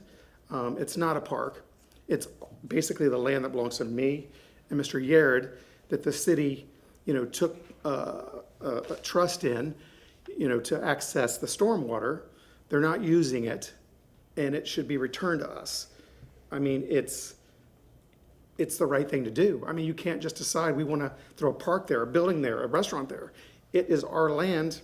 It's not being used, and it should be returned to us. That's basic, and I believe that's correct. So, Council, I think you've got a clear picture of what's going on here. It's not public land. It never was. It shouldn't be used that way, and it creates a liability for the adjacent property owners. We respectfully request your approval, and we'll be happy to answer any questions. Any questions? Councilwoman Young. Or you want a private council? Yeah, go ahead.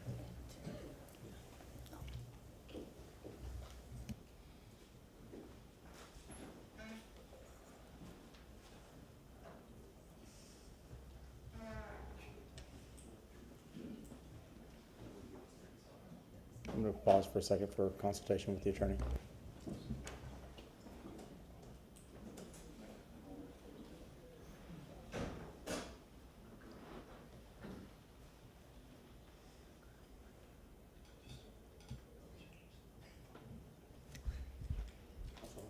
I'll take this moment to say thank you to Lewis for giving me the Heart Award this Monday. That was really exciting, and I really appreciate it. Oh, no. I'm sorry. Are you saying that Councilman Vieira issued a commendation to someone? I know, it's very rare. He doesn't do them very often. But that's why I felt, so honored to receive it. So, if I may, Mr. Chair, and so what Councilwoman Hurtak, I was going to bring that up at the end, but the Hart Board chose to honor Councilwoman Hurtak as a champion of transit for her championing for 2 straight years the funding of Route 1 of $3 million in funding for mass transit because of her leadership, and so we on the Hart Board wanted to honor that, and Councilman Clinton and I went up and did that, so God bless you for that. Thank you. Yeah. I think you're undercounting. Okay. You ready? Yeah, absolutely. I have a question for city staff, city legal staff, or somebody wants to answer a question. The issue before us today is about the right-of-way and not ownership of property, correct? It's just whether the city is relinquishing the ability to build a road there. Yes, sir. Ron Wigington, Legal Department. So, yes, the only issue before the city council today is whether the applicant has sustained their burden to establish that it serves the public interest to release the right-of-way. This is not any kind of determination, or there should be no representation made as to who will ultimately obtain the fee. That is up to possibly the court or the property appraiser's office, or certainly the private property owners, but it's not something for the city to resolve. Okay, thank you. Councilman Carlson. Could you tell me, one other quick question, what are the rights and responsibilities for the adjacent property owners today? Well, So for right now, pursuant to section 1946 and 1950, basically they are responsible to maintain this right-of-way. But as far as liability, I cannot really speak to that because, again, that really deals with the fee interest, and that's not something that we should opine on. Okay, thank you. Any other questions? Yes, go ahead. Councilman Young. Council, thank you. So just wanted to confirm, you already answered that question. So nothing can be built on this property, yes? Just confirming the information that we were given. Los Angeles Development Coordination, no. Nothing can be built on that. Very good. Hearing no other questions, is there anybody in the public that wishes to speak to this item? If you just line up on the wall, we'll call you up as first. From the front, who wants to go first? Tag, you're it. Start with your name, please. Good morning. My name is Michael Rich. I live on West Dryad Street in Sunset Park. Thank you for the opportunity to speak today. Considering there's a new member of the City Council, I thought it'd be important to just provide a little bit of a recap of the level of opposition there is to this application. You've received 17 emails from people in the community objecting to it, including from the Sunset Park Homeowners Association. We've got 2 petitions, one that was collected by hand, one that was collected digitally. You had 7 people attend the May 1st hearing in objection, and today I count at least 10. So a lot of public opposition. The second thing I'd like to do is reframe the discussion a little bit, and I'll start with a little bit of history. Also on the agenda, you have a message forwarded for Marianne Rhodes. Marianne was a longtime resident of Sunset Park. She moved here in the 1960s, and she noted in that message that people have used this property for recreation back from the 1960s and probably before that, all the way up until today. There's clearly a public good that it provides in public use. You know, the applicants moved into their properties in 1987 and 2018 respectively, knowing full well that there was a right-of-way there. So the idea that they've framed around returning this property to them just doesn't foot to me. It feels a little bit disingenuous. Mrs. Rhodes also informed me back in 1987, one of the applicants made a similar attempt at a vacation application that failed. Again, October 1987, that failed back then. I don't see any reason why it should pass today. The third thing I want to do is address the notion that this application should be rubber stamped or treated like any other alleyway. I went back and pulled all of the applications to vacate from the Tampa City Council the last 2 calendar years. There's 39 items. 18 of them are residential matters. And most of them are alleyways, 10 to 15 feet wide. This one's 50 feet wide and effectively 85 feet deep. I know they want to say it's only 55 feet deep, but effectively 85 feet deep. Of these 18 residential cases, only 4 of them have been approved. The 4 that have been approved, 1 was for a fire station. The other 3 either had 0 opposition or 1 person opposing them. So there's a degree of precedent that this city council has set. The applications that have been denied, the most common reason was failure to provide a compelling evidence that it was in the public's best interest. You've set the precedent. Most of these applications fail. This one in particular, I think, hits both of those precedents around public opposition and public good. So I ask you to again deny this application. Thank you very much for your time.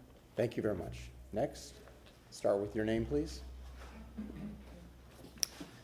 Hello all, my name is Andrew Reinhardt. I'd like to thank the city staff for addressing the property rights concern because I feel like that shouldn't really be addressed at this time. But it is not cut and dry. It's not very clear exactly who owns this. It does need to go to a court of law for a quiet title action to determine ownership because it was created in 1919. I just want to bring this up just to show that this is not a property rights issue, and even multiple title commitments have been issued on this, showing the vested interest in the applicants in the city of Tampa, then back to the applicants, but I'm glad we're not discussing that today. But what this application, what this applicants did not do is give this right-of-way to the city. This is not a random right-of-way traversing a single parcel owned by one entity to be redeveloped, and this should not be the forum to debate who owns the property. This should be left up for a court to decide, not the city council. But one thing that's not up for debate is that this is a city right-of-way. And also, any title commitment that you pull is going to show reservations on it. Right here, This right-of-way is subject to the right and use of all other owners of the plat of the Sunset Camp community.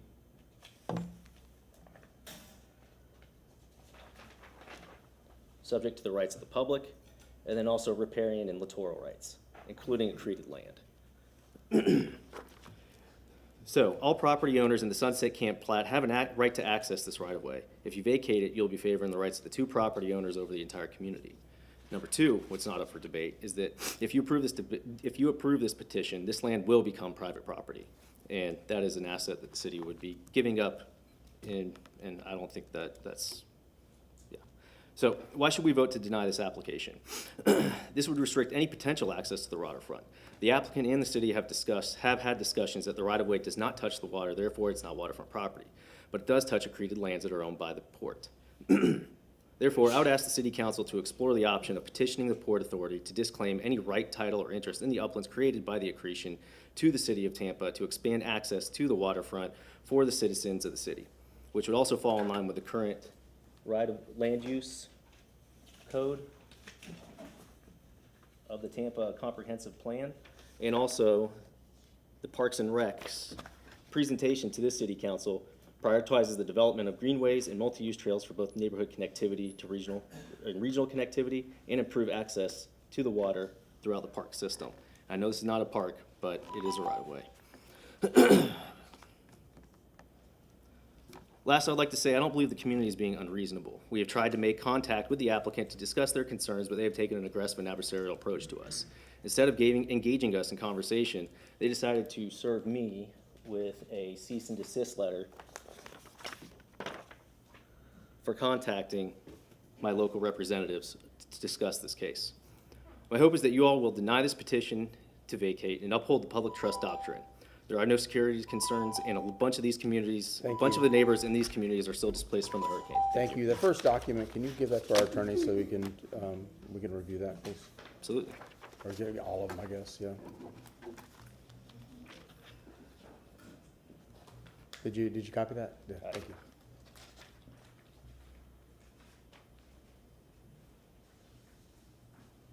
Thank you. Start with your name, please. Good morning. My name is Steve Holtzman. My wife, Gail, and I purchased our home at 2201 South Venus Street in June 1986, close to 40 years ago. Our home is one block from the property in question. None of the current homes on Sand Gable were in existence in 1986, and in fact, Sand Gable did not exist at that time, nor did Mr. Italiano own his home at that time. However, the right-of-way to the bay, and it was fully to the bay at that time, was in existence in 1986, and that access impressed us as part of our decision to purchase our home. While our home and others on our block are landlocked, this right-of-way provided direct access to the bay, apparently until just recently. The right-of-way adds value to our property and others in our neighborhood and should not be usurped for private gain. This right-of-way should remain accessible to the public for its enjoyment and benefit. We do not believe there is any reason or problem warranting removal of this right-of-way from the public domain, as this council has ruled on prior occasions. Granting this variance would result in an unwarranted diminution of our property value and our neighbor's property, which already has been impacted by recent hurricanes. We ask that the council's prior decisions to deny the variance be upheld and that this request be denied once again. I might add, personally, if the city wants to take an easement on the property for stormwater enhancement, I'm sure the neighbors would be receptive to that. But this proposal goes too far. Thank you. Thank you very much. Next speaker, start with your name. Leslie Farrell. I live a couple blocks from the green space. And I feel like the bottom line is this is a green space that's good for the neighborhood, and there's really no benefit in us losing this. Some neighbors I've talked to have enjoyed this the space for like over 30 years, and they remember fighting it when this happened before, when they tried to take it away. And so, anyway, it just has a lot of benefits. It was needed back then, it's needed now, and even more so in the future, I think, because in our neighborhood, they're tearing down all the small houses, putting up huge houses, and then taking away a lot of the green, the yards that would naturally be there, and a lot of people are putting in fake grass, and the fake grass heats up the ground, and it doesn't absorb the, water. So as far as flooding, it's just a flooding concern, and a lot of us are worried about the environmental aspects of this. We just don't know, like, once that's gone, what's going to happen to that in the long run. Once we wouldn't be able to get that back.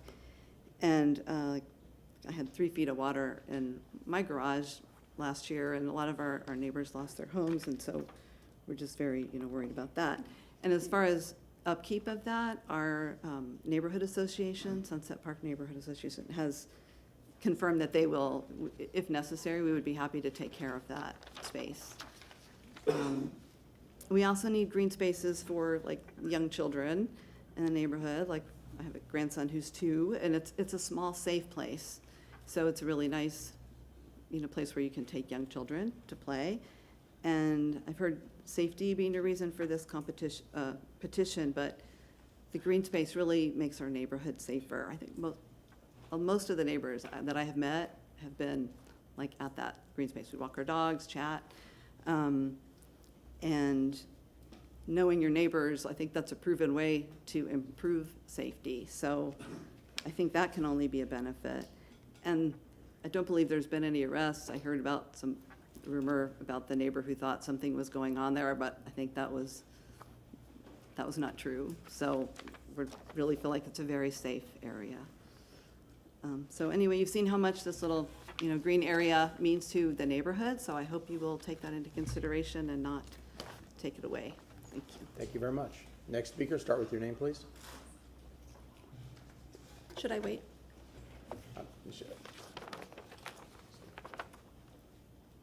You can go ahead. Okay. Hello and good morning, City Council. My name is Natalie Reinhart, and I reside in beautiful Sunset Park with my husband, our 2 sons, and our dog.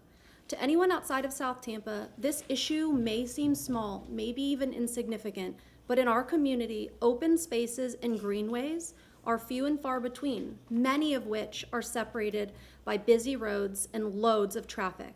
So this little green space is a little slice of paradise for our neighborhood. And let me tell you, it is the last, and that is a fact, little piece of undeveloped, unbuilt green space in our neighborhood. It is a parcel for neighbors to walk their dog, watch the sunset, chat with a neighbor, just get to know each other. But today I'm here as a mom, a job that I take extremely seriously. My #1 goal as a mother is to raise children who are good humans and who will become contributing members of society one day and take pride in Tampa like I do. One of the most important aspects of childhood is play, unstructured play, the kind of play where I have to sit back and let my kids use their imagination. A stick becomes a sword and suddenly they're a medieval knight fighting a dragon. In order to play, we have to provide 2 things, time and a safe place. My job is to provide the time, and our job as the community, everyone in this room, is to provide the safe space. So by vacating this right-of-way, you will deny all of the children in our community this small little green space to play on. Kick a ball, play tag, set up a lemonade stand, imagine a totally new world. We don't need playground equipment, we don't need supplies, we just want you to keep this green space exactly as it's always been, an open field for everyone in our community to enjoy if they'd like to. I know that many of you in this room are champions for public spaces and a sense of community. So please help me and help us in Sunset Camp to keep our kids outside instead of behind a screen. Secondarily, I am concerned that if the applicants are granted this land, that they will fence it in, and that's actually what they've stated in their application. And City Council will have no say-so over that fencing. Fencing it in any way will create a negative stormwater implication, Plain and simple. It doesn't matter if it's a wall. It doesn't matter if it's a fence that water can flow through. No one in this room can say definitively how a storm will act or how water will flow when it needs to flow. This land has always served as the end of a canal where water can go safely where it needs to. Over 1/4 of the residents in Sunset Park are still displaced, so please help us to return home to a neighborhood that is better and not possibly worse. Thank you so, so much for your time in this issue. Thank you very much. Thank you. Next speaker, start with your name, please. Hi, good morning. My name is Lauren Rich, and I live on West Dryad Street, about 5 houses down from the right-of-way. In fact, when we moved into the neighborhood 12 years ago, I remember thinking how great it was to have a green space at the end of the street that was protected by the city. Then I had 2 children who are now ages 3 and 7 and have watched them learn to kick a soccer ball, play catch, and run around on the green space. That's something of true value today, where many areas of South Tampa are overdeveloped and yards are small. Not only do we value the space personally, but there's also evidence that property values are increased when there are public areas accessible to private properties. A right-of-way is defined as a land dedicated, deeded, used, or to be used for a street, alleyway, I'm going to paraphrase, or other purpose by the public. Right-of-ways are held in trust for the benefit of the public. This city council has the full discretion to determine whether this land continues to serve a public purpose, and that is the only question before the city council today.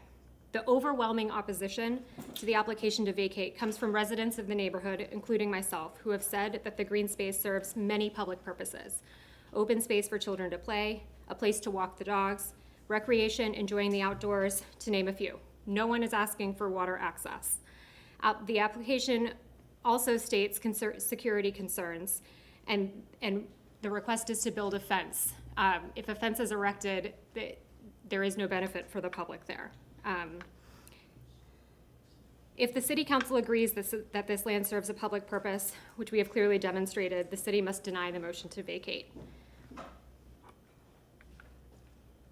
In fact, I was doing a little bit of research, and the Supreme Court determined in 1937 that the government cannot vacate a street for the benefit of a purely private interest. No one will benefit from the vacation except the adjacent landowners, who will use the property for their own private interests, and the neighborhood will be deprived of the green space. The Citrus County Commission was recently faced with a similar application to vacate by one of its own county commissioners who recused herself from the vote. She was hoping to put up a gate at the dead-end road near her home in order to avoid traffic turning around so close. The commission denied the vote 4-0 because due to lack of neighborhood buy-in and the opposition's position that such a request would have only benefited the movements and increased their property values at the expense of the neighbors. The same conclusion should be reached here. We are not asking, so usually the reverse is correct. If you're taking private property, you have to compensate. Here, public property is being provided to private, and we're not asking for compensation, but for the city to protect the public interest. Once it's vacated forever, and therefore I request that you deny the motion. Thank you very much. Next speaker, start with your name. Hi, good morning, council. Thank you for being here. My name is Rebecca Bavinger, and I'll keep my presentation short and sweet. I vehemently oppose this application. As the previous speakers and my neighbors have said, this would take away land that our kids use. I'm a mother of 2. I'm also a soccer coach. We need that land. This is a land grab, pure and simple, by 2 private citizens to fence in and make their yard bigger while reducing the public space, the only public space that we have left in our neighborhood. Plus, their presentation was so disingenuous. They said there were no objections. Look at all these people. We all object. And there were 2 objections from the mobility department in the original application. It took 2 months of negotiation. They finally put up that no objection. Their presentation talks about security concerns. The only concern I've seen is when my daughter fell down and I had to give her a Band-Aid because she was playing soccer. So there are no security issues. That was ludicrous. This is just a land grab, and we know that you're going to do the right thing. Thank you. Thank you very much. Next speaker, please. My name is William Scanlon, live on San Jose, and Just here to support my neighbors and opposing this application to vacate the property on North Dundee. Thank you. Thank you very much. Next speaker.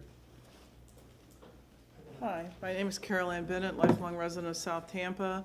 I think the stormwater easement can probably be negotiated somehow separately from this. What I see here is an area of land that's available to anybody and everybody to use, including the two property owners that have asked, that are here today asking for this vacation. They can use it. But I was here for the first hearing, and they said they want to put up a fence, which will mean that only they can use it and no one else can use it. And that doesn't, I don't really see how that benefits the public. I don't really see how that benefits the citizenry. It's basically gonna fence out, you know, everybody else. The neighbors can use it now. They don't have to put up a fence to use it. Thank you. Next speaker.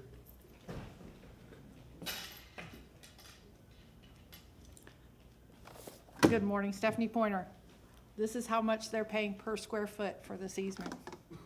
Per square foot. And I didn't know how big it was till the gentleman talked about it. It's 4,250 square feet. $573 is what they're paying for this hearing. How much time has staff spent on this? This is yet another example of why we have to look at the fees in the city of Tampa. $573, it was what they charged me 5 or 6 years ago to get an alleyway that was filthy, nasty, dirty, attached to my property. I'd like to point out that they said that the Port of Tampa owns the area closest to the land. But we found out in La Gazzetta last week that the Port of Tampa is pulling in $11 million a year in our tax dollars, but they can't see fit to let the people who live in that community to access the water? That's jacked up. So, you know, honestly, I hope that, because this is the second time around. Carol Ann said she spoke last time. I did too. And I'm really thoroughly confused how we got back here with a vacation again instead of it being an appeal. And this is one of the most interesting things to me that I've seen in this whole case. I mean, whether you like it or not, that's not fair market value for our land. Why are we giving away our property that belongs to the city of Tampa for 14 cents a square foot? You can't buy anything else for 14 cents a square foot. Why in the hell are we doing this again? We did it last time. I'm sure it's a lot more now because there's some big dollar attorneys standing up here. But ultimately, that's what they're paying the city of Tampa. How the attorneys sitting here cost more than that? We've gotten screwed once again. Thanks, Bob Buckhorn, for not raising any fees for the whole time you were in office. Thanks the current administration for screwing around with it for years. Next speaker, please. Council members, good morning. William Malloy, 325 South Boulevard. I speak just as a spokesperson for several of the people that you've already heard from. I don't want to compromise their message for 1 second. It's the neighborhood's message. I heard something startling, which was not presented in the first hearing, and if it's appropriate, I'd like clarification on it. Is there in fact a conservation easement on this piece of property or on this parcel? Or is it just going to be the stormwater and access? Because as I understand it, a conservation easement is perpetual as opposed to permanent. And I think a perpetual easement that actually guaranteed, whether it was before this council or any future council, that none of this could be unwound and this property developed, would go a tremendously long ways to assuaging all these concerns. Okay, that it? Well, we don't provide testimony, so we can, during the rebuttal of the staff, we could ask the staff to answer that question. I'm sorry? We don't provide testimony. If the city council wishes, they will address that with staff in order to be able to do that. And whatever is said here can be addressed also by the applicants at rebuttal. Okay, all right, very good. That would conclude what I have on this. We strongly feel that even with the easements in place, those can be unwound. There's nothing on this piece of property that can't be undone that makes it buildable.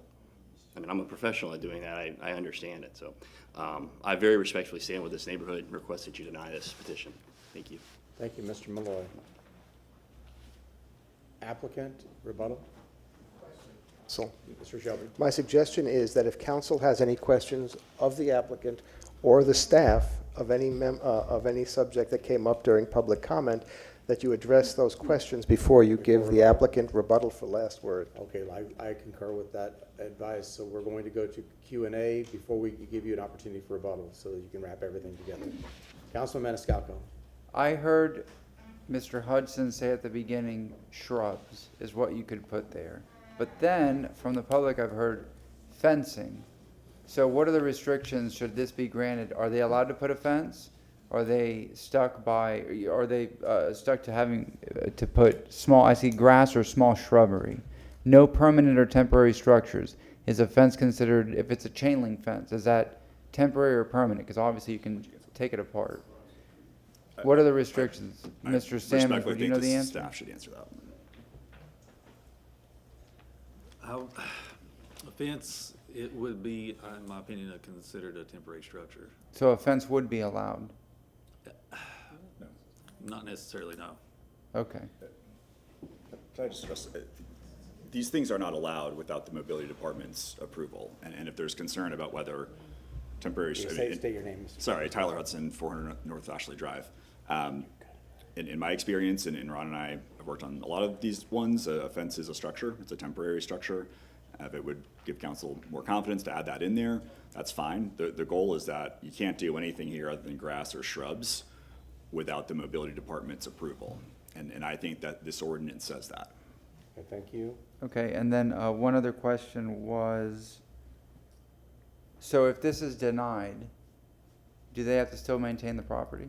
Are they required to maintain it no matter what happens today? And Yes, pay it's for right it? of way. We are seeking to replace this being right of way, which benefits the public, instead of now have a stormwater easement that benefits the public, which you don't currently have, despite there being gravity mains that drain this neighborhood beneath the earth.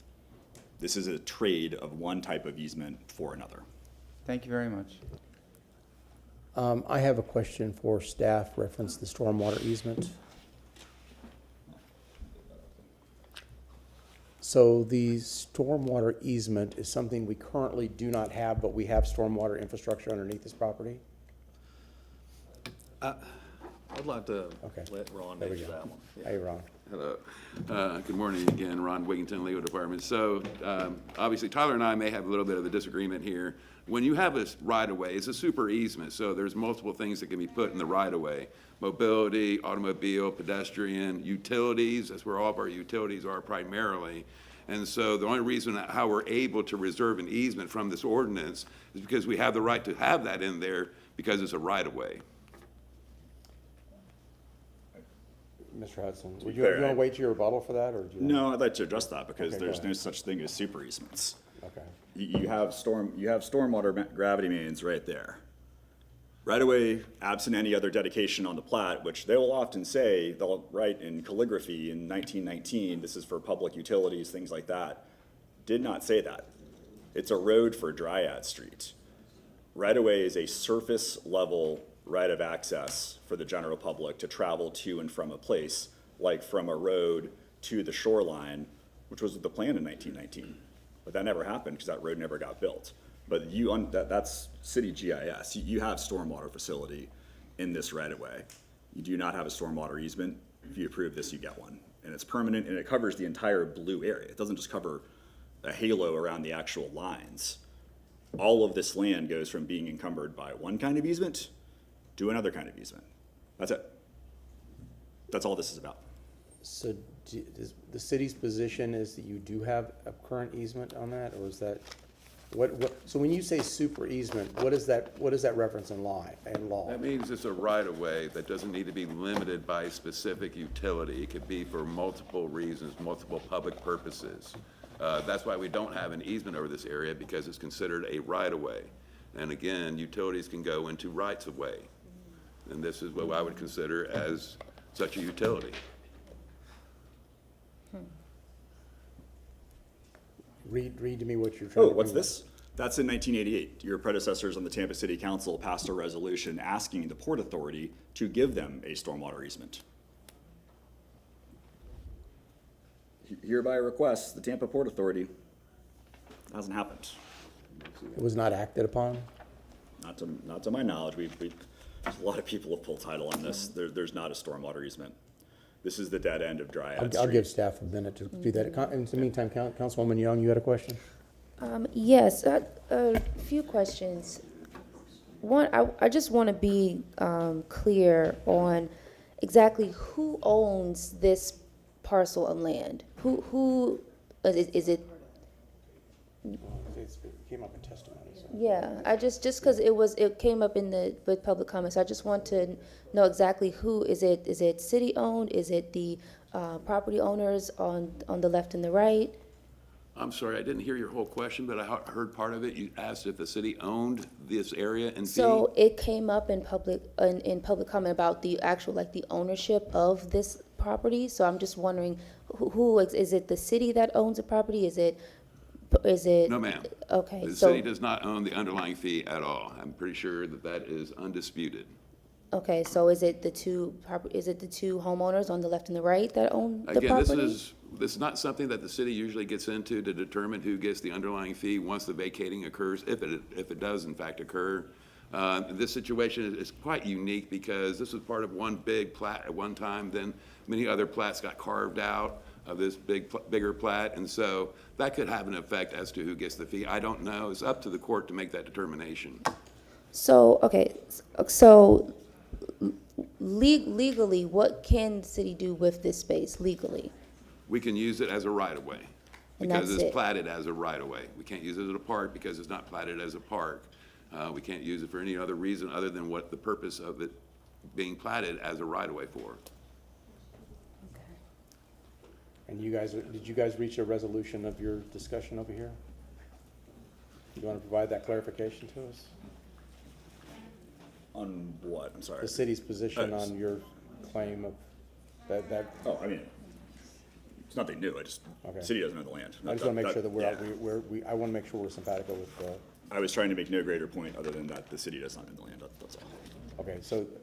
And with that, sorry, that we're in Q&A. I'm sorry. Okay, right. So I guess, is there a point between the applicant and the city staff we could stipulate the fact that the city does not own this property? Correct. We've had, yes. There's no conflict. The city does not own this property, that the adjacent property owners own the property. There is no daylight between us that the title to this land is owned down the middle by the neighbors on either side. Okay. It is not owned by the city. No, you can't talk during this point. Mr. Shelby, you had something to add? I think the city legal department has made it clear that the issue here is the fact that the city does not own the property. And as to who owns the property is not the city's business. That is going to be taken up as it was done, as Mr. Hudson said, that was going to have to be resolved, to which the city is not a party. Okay, so strike the even of who actually owns the property. We just know the city does not. Correct. Yes, sir. And we're not making any representation as to who does. Okay. In fact, I just want to be sure that it is up to the neighborhood, the adjacent property owners to resolve that issue in the court of law.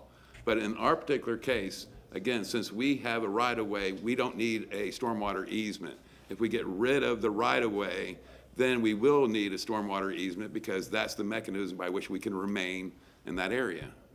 Okay, and I so. hope I've been clear about that. If this council approves this request, what we're approving, the only difference between today and tomorrow, if this is approved, is that the city is not going to build a road on the surface of this property. Ever, correct. That's the only thing we're giving away. That is primarily, yes, sir, that's correct. Because now Not we're only going to be able to use primary- it for Not storm. primary, what else are we giving away? I mean, is there anything else we're giving away? No, sir. Okay. We're giving away the right-of-way interest, we're keeping a stormwater interest, and TICO also has their easement reserved as well. So can I simplify this and say that the question before us today, is the city ever going to have an interest of building a road on this property? That would be up to mobility to make that decision, or give that No, opinion. I mean, but if that's the only thing that's before us today, of whether this road will be built. Mobility hasn't objected to this request, so I assume that they have no ambition or But no. I'm saying whether, I think my question is, the only thing that we're giving up is the ability for the city to build a road on the surface of this property. Yes, sir. Is there anybody else in the city that wants to contest that statement? Or Is there anybody that, okay, Mr. Shelby, do you have any observations on that, legal points? No, sir, other than the testimony that you've heard and the statements of the legal department. I mean, I see all the nods and the emotion back there, but I mean, we're trying to get down to the nuts and bolts of this fact. Yeah, I hear you.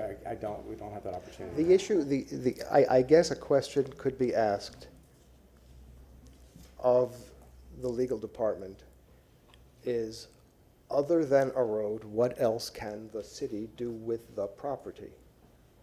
Other than a road, what can the city do with this property? Currently, right now, we can build a road, we can build sidewalks, we can put utilities in there, we can do anything that we normally would do with a right-of-way. If we get rid of the right-of-way, we are now only going to have it for the purpose of a stormwater easement. And then, of course, there's still going to be a TICO easement over it as well.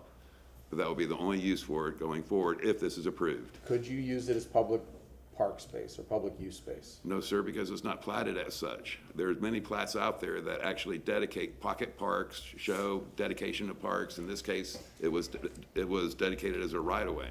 There's no other way that I can think of to interpret it. Okay, Councilman Miranda. Thank you, Mr. Chairman. Mr.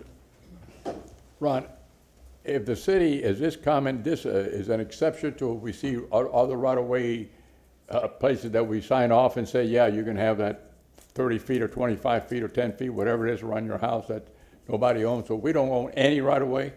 No, sometimes we do, because we do acquire property for the purpose of having a right-of-way.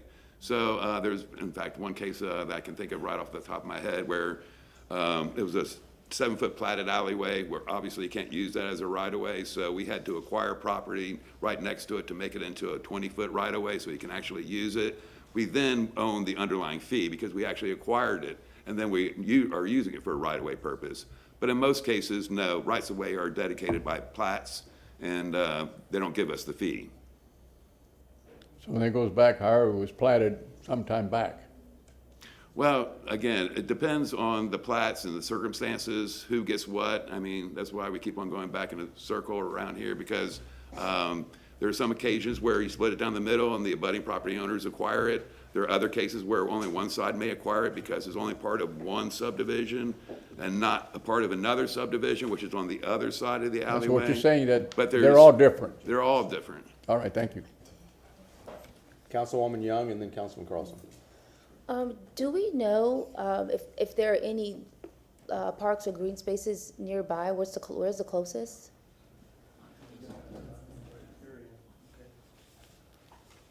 I think there's one on West Shore and Beta Bay. How far is that from this space?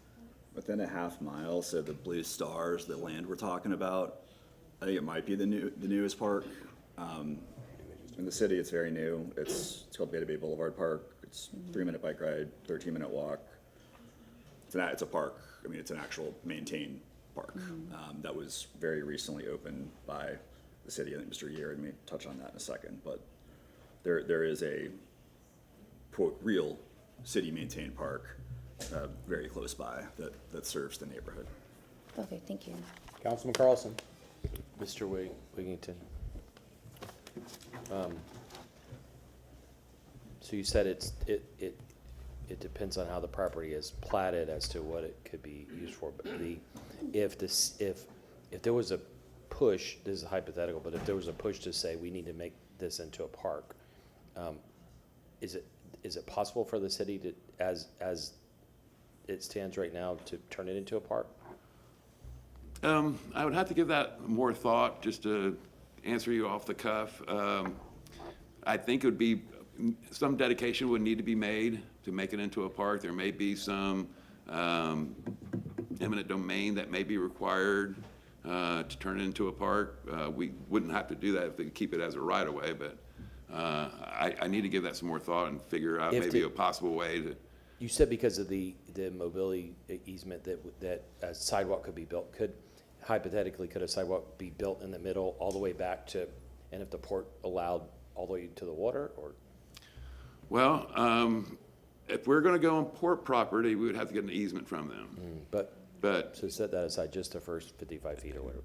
Yeah, generally speaking, that's correct. And if I know you don't want to talk about ownership, but if somebody got hurt on that property today, who would be liable for it? That I don't think I can answer for a couple of reasons. And then if somebody called the police and said someone's in that property and they shouldn't be there, how would the police decide whether I can only somebody's trespassing? speculate. I'd imagine the police will have a hard time figuring out who's the property owner that would have the right to evict them, to extract them. So if the police, it's not an easy answer for, what you're saying is not an easy answer for the police to say who controls it, right? Correct. Yeah, it'd be very difficult for them to determine that. I can answer the question on liability. The question, Hold thank you for. hold on. Oh, I thought I was going to answer this Yeah, question. I know, I understand that, but let's Okay. get you recognized. I'm okay if you don't want. I'm okay if Mr. Okay. Mr. Yuri, go ahead. You want me to answer? Yeah, please. Start with your name, please. I should identify myself. Steve Yared, 5005 San Gable Court. And I want to thank my councilman, Mr. Carlson, for the reconsideration. There are some things that occurred at the last one, and I'm glad we're getting a fair shake. I'd ask for nothing more. The answer to your question is we are. The simple answer to your question, who's liable? We are. We are. That's what I do for a living. You're We are. liable for your, We're liable. If some kid is playing on that vacant lot and runs out, there's no fence there. If some kid runs out on the street, gets hit by a car, we're liable. If somebody breaks their leg or becomes a quadriplegic, we're liable. And I can assure you, the deep pockets of the city are not more than $300,000 deep. If someone gets severely hurt, they will get a lawyer and we will be sued. what if they're on Mr. Italiano's side? Would Mr. Well, I blame Italiano- Mr. Italiano. So, but your opinion is that if the part to Mr. Italiano's side, he would be liable if they were on his, Mr. Italiano would be liable if they were on his side, you would be liable if they were on your side. I can give you my best legal opinion. My best legal opinion would we'd both be sued. You'd sue both. And we both be in the courtroom, and I wouldn't point my finger at Mr. Taliano, I assure you. And I don't think anybody be taking a measurement as to which side of the field they were on when they got hurt. There's a lot of issues, and I've heard a lot of untruths here today, and I'd like to address them in rebuttal. Thank you. How many times have you been sued since 1987? Hey. Okay. Does council persons have any other questions? Okay, this is your opportunity for rebuttal. Oh, Councilman, 5 minutes? Is that is standard for rebuttal? yes, 5 minute rebuttal. For both of these applicants, or do you want to do this? Yeah, we're not doubling up. Okay. Yeah, I'll be quick. Okay. I recognize the hour and the patience. Okay. Tyler Hudson, 400 North Ashley Drive. Mr. Yeard's going to give the majority of this rebuttal. I just wanted to comment. We're all familiar. We're here a lot. We're familiar that applicants and opponents don't always see eye to eye. We are going to bear witness to that as long as council exists. I haven't seen a case where the applicant and a lot of the opposition seems to be operating in just different factual realms. All of this request revolves around what I mentioned at the very beginning of my presentation and what's been alluded to in this discussion is, do you want to trade an easement for a road you're never going to build for an easement that you need and don't have for stormwater? That's it. There's been talk about this being a private land grab. It's not. This is privately owned land. Not an ounce of evidence has been put forth to the contrary. It's on the water. It's not on the water. The Tampa Port Authority owns the land next door. And if you think that they want to build a park, okay. It's not a park. Sims Park and Parkland Estates, Swan Circle, those are equally old plats where, like a treasure map at a kid's menu at a seafood restaurant, they draw park. This isn't that, it's a road. With that, I'm going to turn things over to my client, Mr. Yard.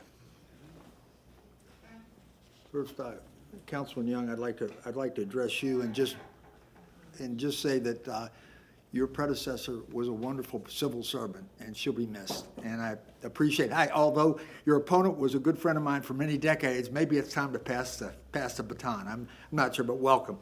I will tell you that I don't like rebuttals, and I don't like hostility, and I definitely am sick of divisiveness. And I hate to hear people ridicule and talk from the back of the room. That's not the way I was raised.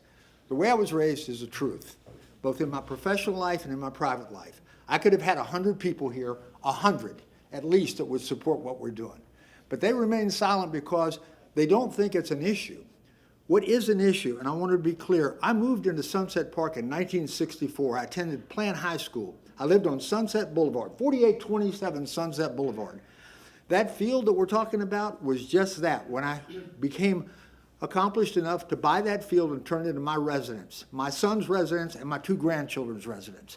I resent the fact that somehow I'm a newcomer and I'm trying to do a land grab. Everyone on this city council knows who I am, and nobody would believe that I'm trying to do a land grab here.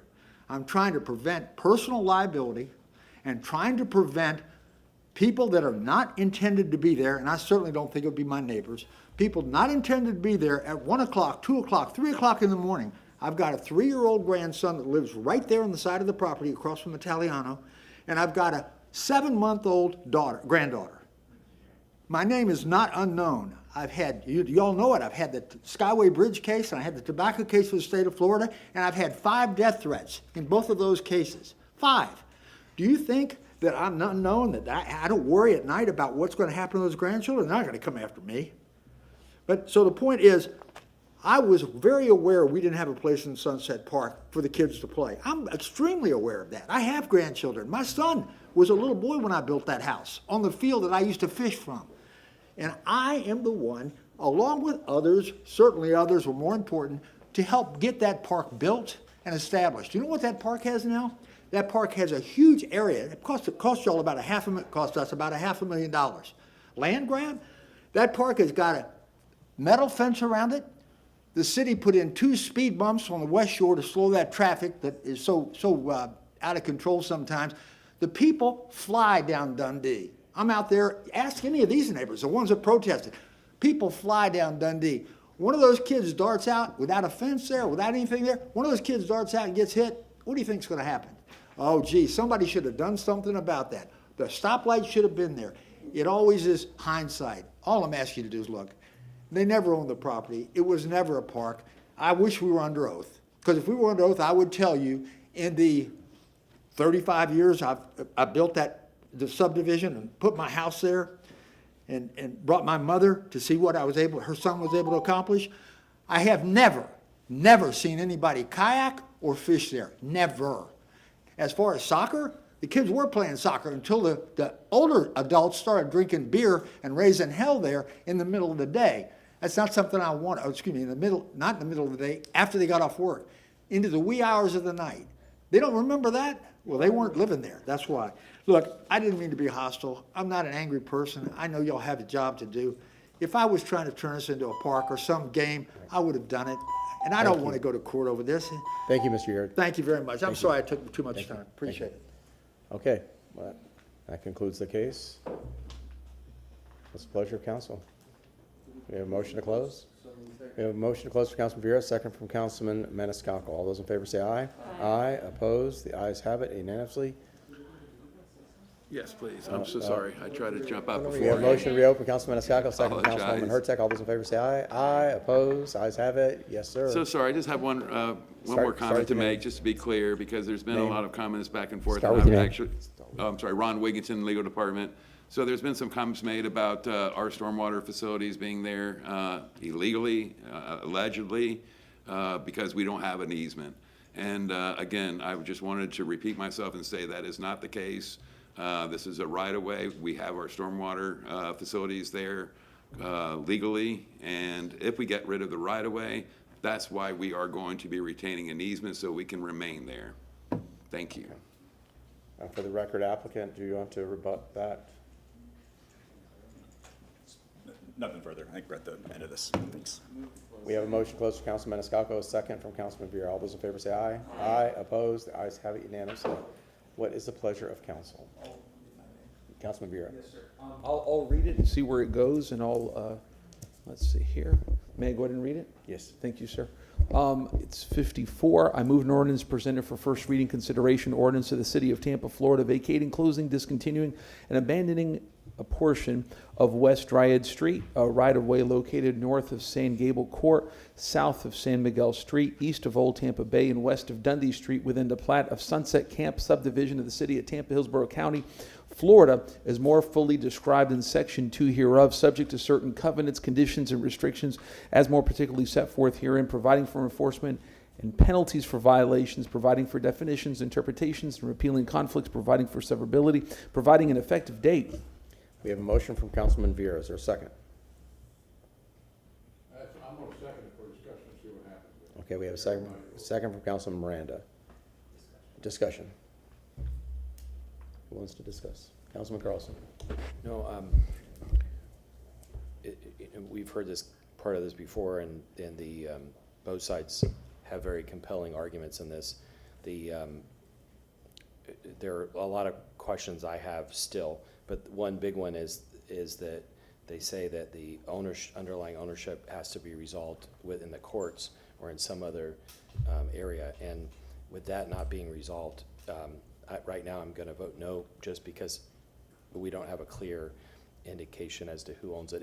If that's cleared by the courts and then they come back and it shows that each adjacent property owner owns that, then we probably would have to go forward. But in the case where there's a question on that or confusion about it, I would just vote no for now. Any other discussion?